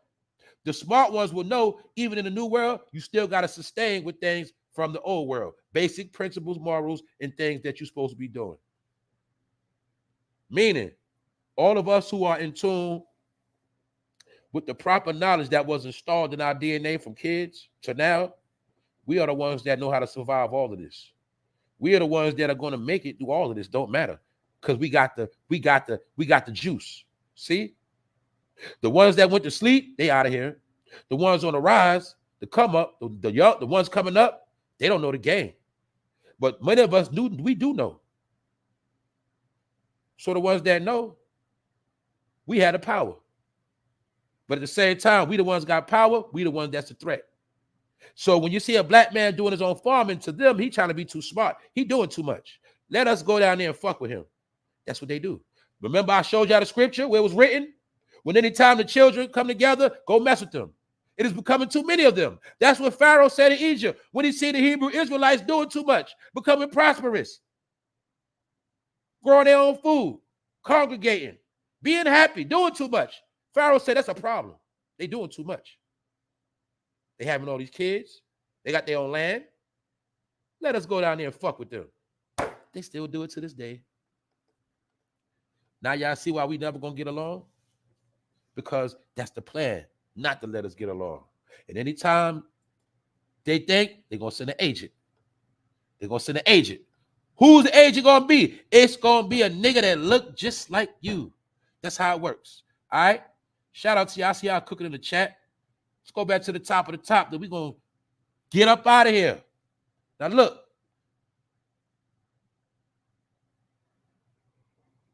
My opinion, fake beef between Offset and QUAVO. My opinion, that shit fake. Why? We didn't see no footage of nobody getting no hands and feet put them on, did we? We didn't see no footage of the fight being broken up, did we? We didn't see none of that. And this is all on the strip of what TMZ's saying. So, spectacle, bullshit. I also showed you that what? Even Offset had to speak out his own mouth and say that TMZ was capping. Offset is calling cap on TMZ report about him and QUAVO getting into a physical altercation backstage at the 2023 Grammys. See that? Outlet claimed. The outlet claimed. See, a claim is not a fact. The pair had to be pulled apart after a tussle over Takeoff's tribute. See that? Cap. See? Though he did name drop the outlet, Offset seemingly responded after the report zapped through social media channels. How did it zap? Because they spread a fake-ass trend. Why? If it ain't no black nonsense trend, there ain't no trends for the day. So if we get any piece of nigga news, we make it trend, everybody goes to the computer and everybody gets to eat off the trend. See how it works? Anyway, let's continue on. Another key word they said, TMZ, now peep game.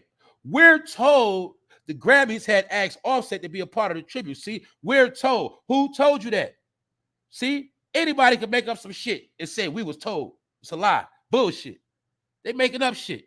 We're told the Grammys had asked Offset to be a part of the tribute, but QUAVO refused to let him take part. We're told Quavo blocked Offset from joining him on stage, leading the melee. Now, goddamn it, if it was a melee TMZ, y'all done just told on yourself. Because anytime it's some shit TMZ, y'all the first to get the goddamn footage. So now, y'all ain't got no footage, TMZ. Stop playing with me. See that? That's why I told y'all, when I first read the story, I knew something was fishy. It wasn't a fact. If it ain't a fact, I ain't speaking on it. It got to at least be close to a fact. I got to have some type of proof or evidence to build off of. Well, he say, she say, I ain't going off that. Why? Because I also understand that Quavo want a solo career and Offset want a takeoff career. So what does that mean? Them niggas ain't got no real beef. All right? Why? Because the killer is still walking around. So what sense does it make for them to be fighting each other, but the killer's still out here? That's why I said fake ass beef. And what else I showed you? Takeoff death is going to benefit both of them. So when Quavo did that tribute, what happened, y'all? He started trending. People who never heard of Quavo, they're going to Google his name. When they watch the Grammys, they like the song. Guess what they do? They download the song. Quavo is eating off the deal. But then I showed you Quavo got blood on his hand because he the one that was talking shit that got his so-called nephew smoked, right? Oh, the same table he was gambling at, and a nigga was standing there with a Chucky doll, right? Yeah. But both these niggas ain't gonna do shit. So you also see Offset fake ass beefing with JPRINCE. And he told JPRINCE to keep his name out of his mouth. You feel me? JPRINCE said to Offset, you wasn't with Takeoff when he was alive. But I already broke that down on this channel months ago. And I showed you that Offset and Cardi B is full of shit. And they the ones that stopped fucking with Quavo first. They cut Takeoff and them off. They cut him off first. Because Offset felt like his solo career was going to pop. He got jealous over Lil Baby getting on the clout and quality control. Migos got jealous. Offset put out a lawsuit. Offset said, fuck y'all niggas, I'm going to sue the label. That left them in the background. He said, fuck y'all, because I got Cardi B. My wife got the bad. He shitted on them. He wasn't fucking with them.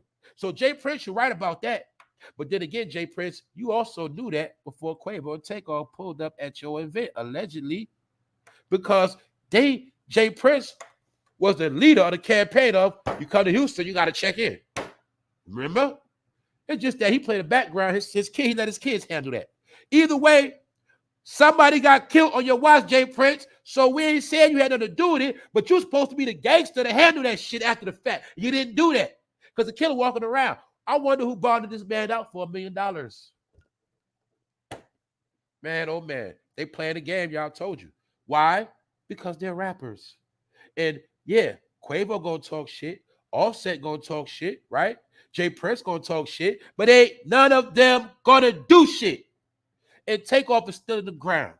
So they all full of shit, in my opinion. It's just entertainment for the day. That's why he went on $1 million worth of game. Why? The niggas need entertainment, god damn it. Because without no entertainment, ain't no trending. And the niggas can't make no videos. And therefore, niggas ain't got shit else to do. So every day, every week, they're gonna make up some new shit. And guess what? Who's gonna be the number one people wrapped up all in that shit? Meanwhile, the migrants in the cut about to take over the whole shit, and your people's dying and get snatched up. Because guess what? I told you, I'm gonna keep saying that shit. That this one right here, you ain't gonna escape this one. You ain't gonna escape it. So get your popcorn ready, because I'm watching horror movies in real life. I'm watching real horror movies. All right. Orlando Brown, where he at, y'all? Shit. They claim Orlando Brown. Well, they claim he locked up. They claim he just got out on bond, $25,000. They claim he was locked up all this time for a damn misdemeanor. But now it's being said that Orlando Brown is getting mental evaluation, could plead insanity. So are they trying to say he crazy for the misdemeanor? Or are they trying to say he crazy because he been coming at the industry? People like Puffy, Will Smith. He's talking about shit that'll get these niggas me too. He's saying shit that'll get them locked up like R. Kelly, Harvey Weinstein, Bill Cosby, all of them. He's speaking like he gonna get like all of them getting some shit. Orlando Brown is a threat because he know the truth. And when you know the truth, the number one way to discredit someone telling the truth, you got to call them crazy or call them a drug head, junkie. And he might be all three, but he's still telling the truth. How I know that? If he wasn't telling the truth, they wouldn't be handling him like that. They'd just let him be and run his mouth. No. Orlando Brown knows a lot.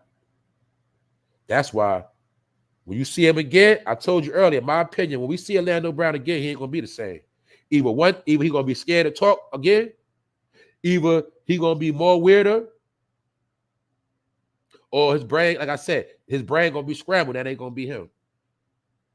Only way we going to know that's the real Orlando. Remember what I told you. Only way we going to know that's the real Orlando Brown when he come back out, if he get back to the regular scheduled program of what? Airing their ass out. If he come back out, start telling the truth again, you say, yeah, that's Orlando Brown. But if he come out any other way, they don't fuck with his head. That's my opinion. That's why another thing I said earlier, out of all the people that so-called tell the truth on the internet, you'll notice they deal with Orlando Brown different. The other ones that claim they was around celebrities and telling y'all this truth, they still in the bed with these people. Trust me. That So Raven star Orlando Brown is going to get his head checked to see if he's fit to stand trial in his Ohio criminal case, opening the door to a possible plea of not guilty by reason of insanity. So they're using this court case. If he can get classified as something wrong with him, then they can put him on meds. Then they can put him in a facility. Therefore, even if he's not in a facility, he will be labeled as crazy to the public. So therefore, that's how they discredit him and get him on those drugs and fuck his head up. And they doing that shit in real time. According to legal docs obtained by TMZ, Brown's attorney is asking for a mental evaluation to see if the disgraced actor is mentally fit for trial. Same way with your kids. You got to be honest. When all of these children got classified as crazy for a crazy check and they got put on Ritalin, that label stick with them for the rest of their life. They are forever. So when Mayor Eric Adams went to get the homeless people off the street that were considered crazy, most of your crazy homeless people got labeled crazy as kids because their parent wanted a check.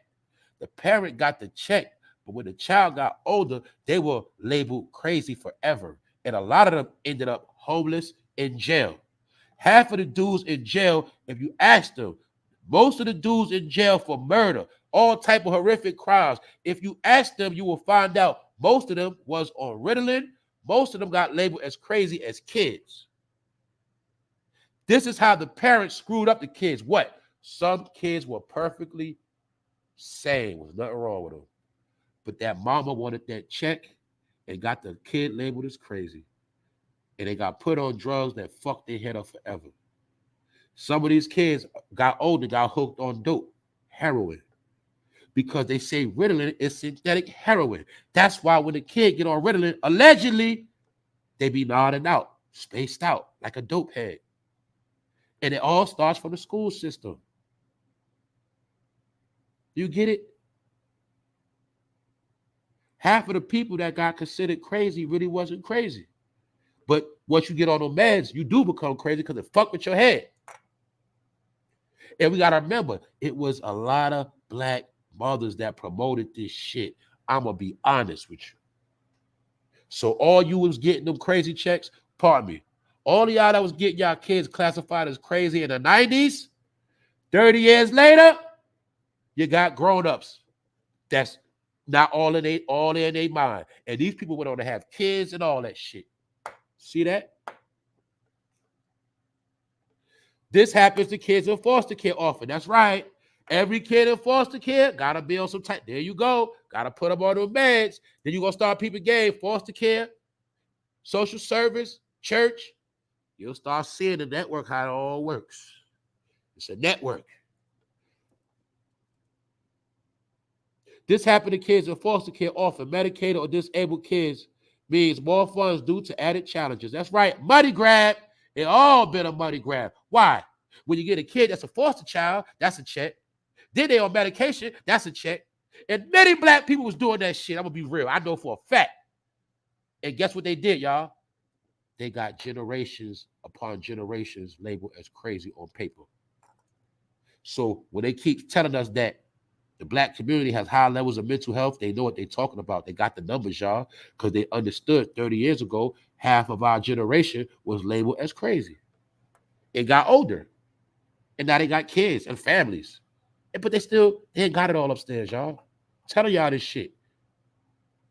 Now you understand what was some of the works of the projects in the hood and social service. These were programs put on us, y'all. They were programs put on us. And guess what? Our people took the bait. A lot of our people sold us out. A lot of our people, you got mothers sold their own kids out, y'all. You got to remember the crack era. When it was a crack era, mothers was doing anything to get a fucking check. If that mother got high, she would get all her kids labeled as crazy. She ain't give a fuck. But little did she know, all those kids had to grow up one day. So I understand why it's all these broken homes and all this chaos. I understand that shit. That's why I say a lot of our people, they got issues, but it ain't their fault. These things were put on us, y'all. It's systematic. But what we see now, y'all, out of all those crazy checks, right? Out of all that free rent, out of all those programs was given to us, where that shit get us at now? Still didn't do nothing for us, did it? So that's why I said they sold out. A lot of black mothers and fathers sold their kids out in the 80s and 90s and early 2000s. These are facts. A lot of things that happen in your life, you will not believe. Some of the shit that happened, your parents had something to do with that shit. Trust me when I tell you that. That's why I say some of them are the biggest fucking hypocrites. Because they did some foul shit, but they ain't going to tell you.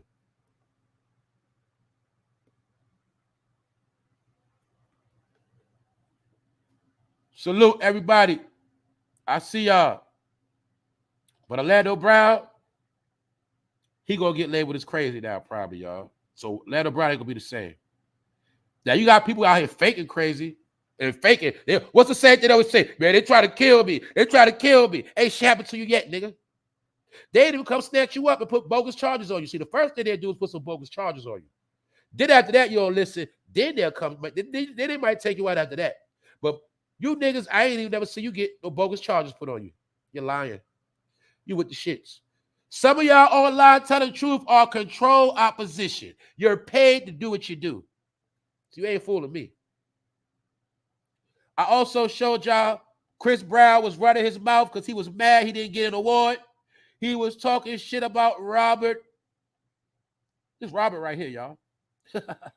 He got best R&B album of the year. He beat Chris Brown. Chris Brown got mad. Look, Chris Brown took to social media to call out musician Robert Glasper, who won a Grammy for Best R&B Album. Brown went on to post a photo of Glasper saying, y'all playing. Who the fuck is this? The singer then posted to his stories, added, who the fuck is Robert Glasper? So you see Chris Brown was going hard, too. What else is showing us? Robert Glasper been big, but a lot of people didn't know about him. Why? Because of the genre of music. So part of Chris Brown beef is really trying to say he ain't no R&B singer. I'm an R&B singer. But the industry gonna tell you who's an R&B singer, who ain't. The industry made the genres up, jackass. So if they say Chris Brown is over for you, boy, it's over. You've been replaced. And they smacked you in the face. I told you they'll make anybody a star they feel like. And they know that what? He gonna play the game. See that? Chris Brown, you want to be hanging with the Bloods. You allegedly put hands on Rihanna. So they gonna get somebody else that's gonna listen and do what they say. So Chris Brown was talking this shit. Didn't like niggas do, run their fucking mouth, didn't go apologizing. So Chris Brown apologized and this man DM like a fraud. He didn't apologize live. He did it DM. Saying, congratulations, my brother. I would like to apologize if you took offense to my reaction at the Grammys. You are not the intended target, and I know I came off really rude and mean. After doing my research, I actually think you're amazing. See that fraud shit? Because if people want to, okay, Chris Brown, you want to talk that black shit, If you lost the award to a black man, why you ain't just salute him and say, congratulations, my brother, you won. You got it. No, you started ranting like a little bitch. Why? Because you're upset that the white people, they don't want you no more, buddy. You're done. The little white girls don't look up to you no more. You have no more influence on the new generations. Only people still fuck with you like that hard is people probably like in their late 20s and 30s or 40s. You get it? The young crowd, you ain't got that no more. So Chris Brown apologized using the black card. And like niggas always do, he apologized on the back end by not doing his fucking research. It's called Google, jackass. You should have Googled him before you said so. Then you would have known who the fuck he was. So Chris Brown tried to switch it up and say the organization, talk about the Grammys. The organization isn't doing us blacks our due diligence. You and I should never be in the same category. Talking to Robert. Two totally different vibes and genres. So from one black man to another, congratulations. Hope you are able to feed your family for life. Stop right there, because I forgot to speak on that earlier. What did Chris Brown just say? He just told you that all these niggas in the industry, the whole time, they just wanted to be able to feed their family for life. See what that bullshit? Let me break this shit down, y'all. We got to stop saying stupid ass slogans like I got to feed my family. That shit comes from some slavery shit. When you say I got to feed my family, that means you'll do anything to feed your family. But really what Chris Brown and all these niggas been doing, y'all been going to the white man getting checks to feed your family. That's all you been doing, getting checks from the white man. All of y'all. So you been getting checks to feed your family, but you know it's certain things you had to do to get those checks. And that's where all the other shit coming at that we already know about. I got to feed my family. That means, nigga, I do anything. I got to feed my family. See, that's what that means. A lot of slogans and cliches of ignorance. Nigga, hope you are able to feed your family for life. See that? Do you see this bullshit Chris Brown said? Oh, my God. But I told you, the only way you feed your family for life, you got to have generational wealth. They don't have generational wealth. I showed you the trillionaires and billionaires. Chris Brown and them are still 100 millionaires. Another thing I'm showing you, it is their master that have put them in position to be able to feed their family. So when master cuts you off, you can't feed your family no more. Now, can you? I'm done. Finish. Shout out to the replay game. We did it again. Episode 367 of the books. What's going on with my people? Yeah, you know, he ain't get on my nerves. It's just that I'm tired of talking about this same old shit. Why? Because I know it ain't about shit. It's over with. People don't want to accept it. It's over. So, like I said, all you got to do is check this episode, and everyone, y'all already know this. I've been talking about, put it like this. All of the older people that were finished and hiding, whatever, they all back out now. So this is why I'm forced to talk about their shenanigans, because they the ones coming back out with their bullshit. But it's all strategic. So I like the future. I don't like being stuck in I like the past, don't get me wrong. See, put it like this. If it's a month, I'm only going to deal with the past maybe 2 days out that month. I don't spend my whole month in the past. Get it? I'll be right. I'm on the future. I'm on the now and the present. The past is for history.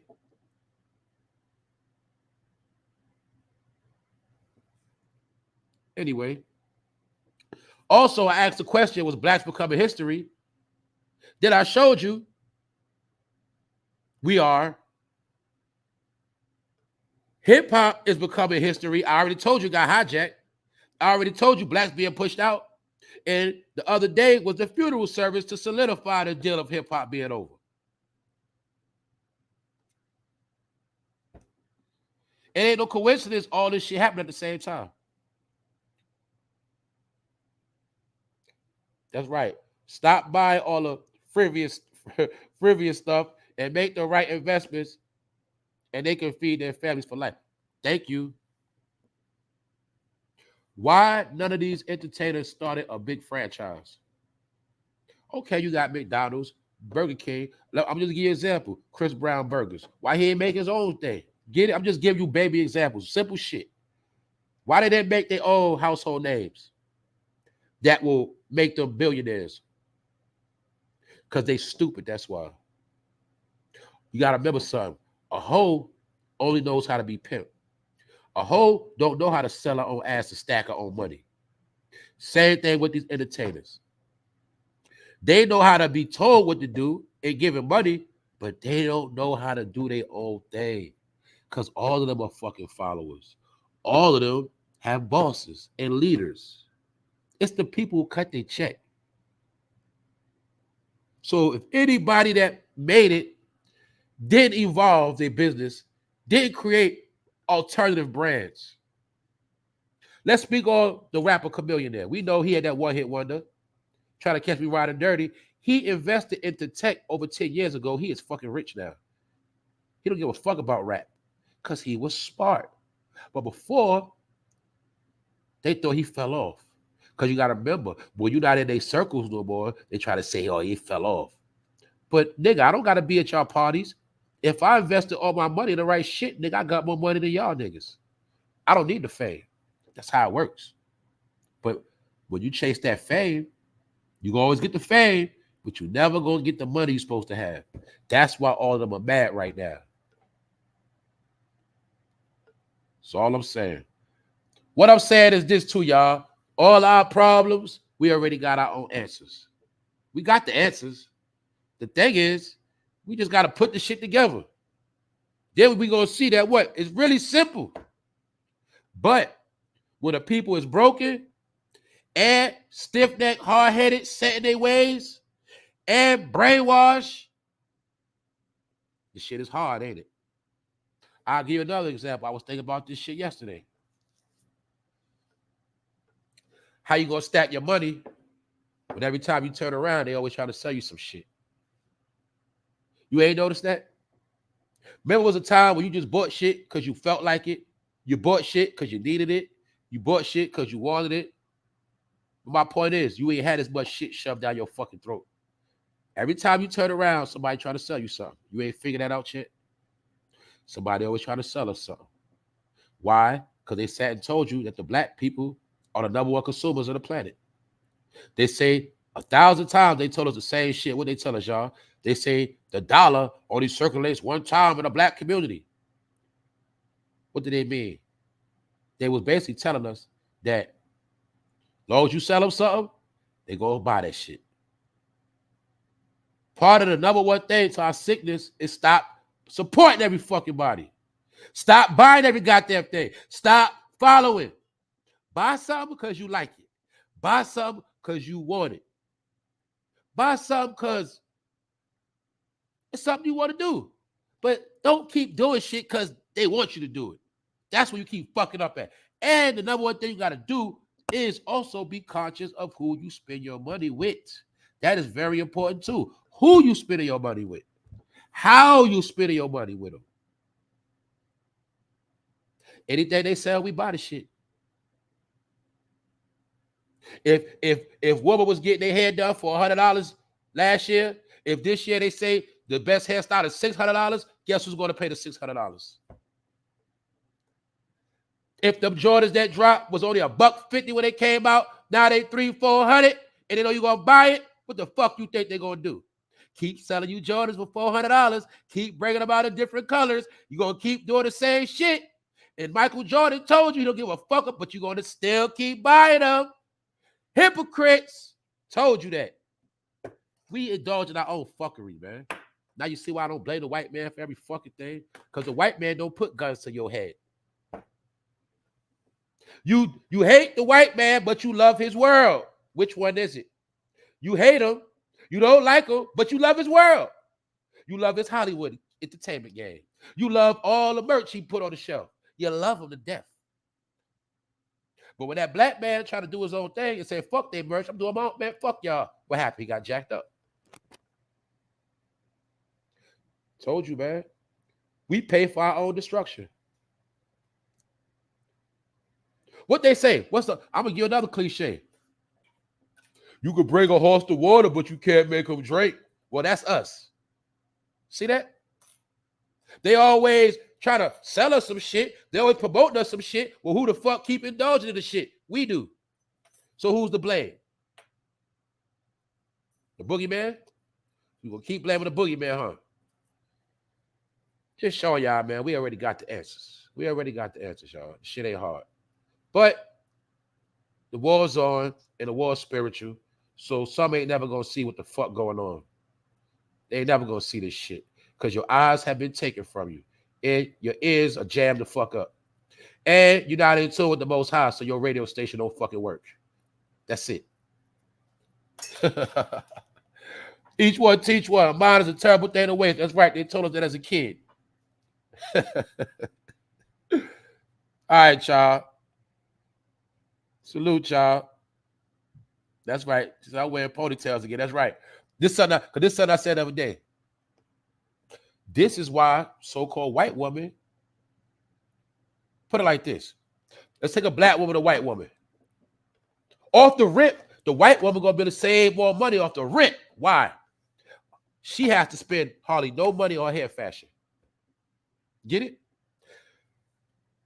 If you was able to count at the end of the year, each woman was to add up how much money spent on their hair alone, that's bread. And I ain't gonna get into everything else. Just the hair alone. A white woman, for every time you get your hair done, she able to put that money in the bank. And doing that for years and years and years and years, it adds up, don't it? You get your hair done for years and years and years, sit back, you might say, well, goddamn, I spent goddamn 13,000, I spent 12,000, 10,000 on my hair in shit, 2 years. Get it? They save money off the rip. Just like a white man. He don't go shopping every time. We go out, we got to get a whole fit. When they go out, they don't do that shit. Every time they go out, they ain't got to buy a new outfit. Every time they take a trip, they ain't got to buy a whole new wardrobe. That's us. So my point is, it's the simplest things where they're in position to save more money than us. Why? Only difference is we're caught up in trends and they're not. They wear stuff because that's what they want to wear. They buy stuff. Like if a so-called white woman that got bread wake up today and say, honey, I want to get a Louis bag. She's going to buy it because she want one. She's not going to see somebody else with it and say, I want that same bag. Oh, Cardi got a Montclair. I want a Montclair. See? That's you. You buy shit because somebody else got it or you think it's hot. Then you go buy it. They buy shit because they just want it. See, it's a difference. You want to be accepted. You want people to say, I like that coat. I like those sneakers. And you're going to spend all your money just to somebody say that. You'll have on $1,000 outfit, a couple dollars in your pocket. But it's supposed to be reverse. Supposed to have on a basic outfit, a lot of money in your pocket. Reverse. Get it? That's white people. Reverse. See that? Levi jeans, pocket full of money. You, designer, $1,000 jeans, $200 in your pocket. Reverse. That's all.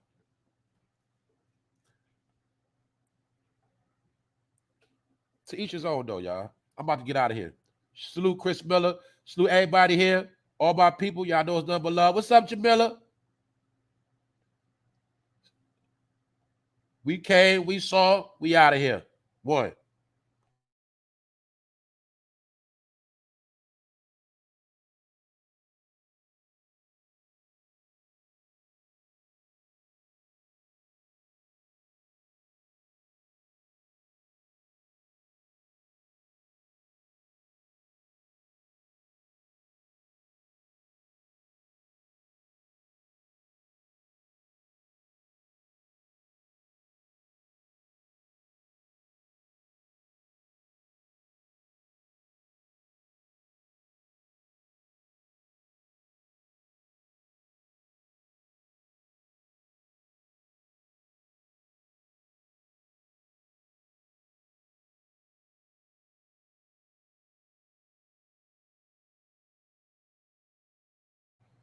Let me speak on this comment right here.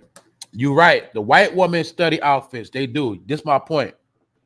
The only thing I'm trying to make a point is I like nice shit too. But I'm just trying to tell y'all, you got to understand that's their lifestyle. That is their culture. That is them. I broke that down before. I know some people knew.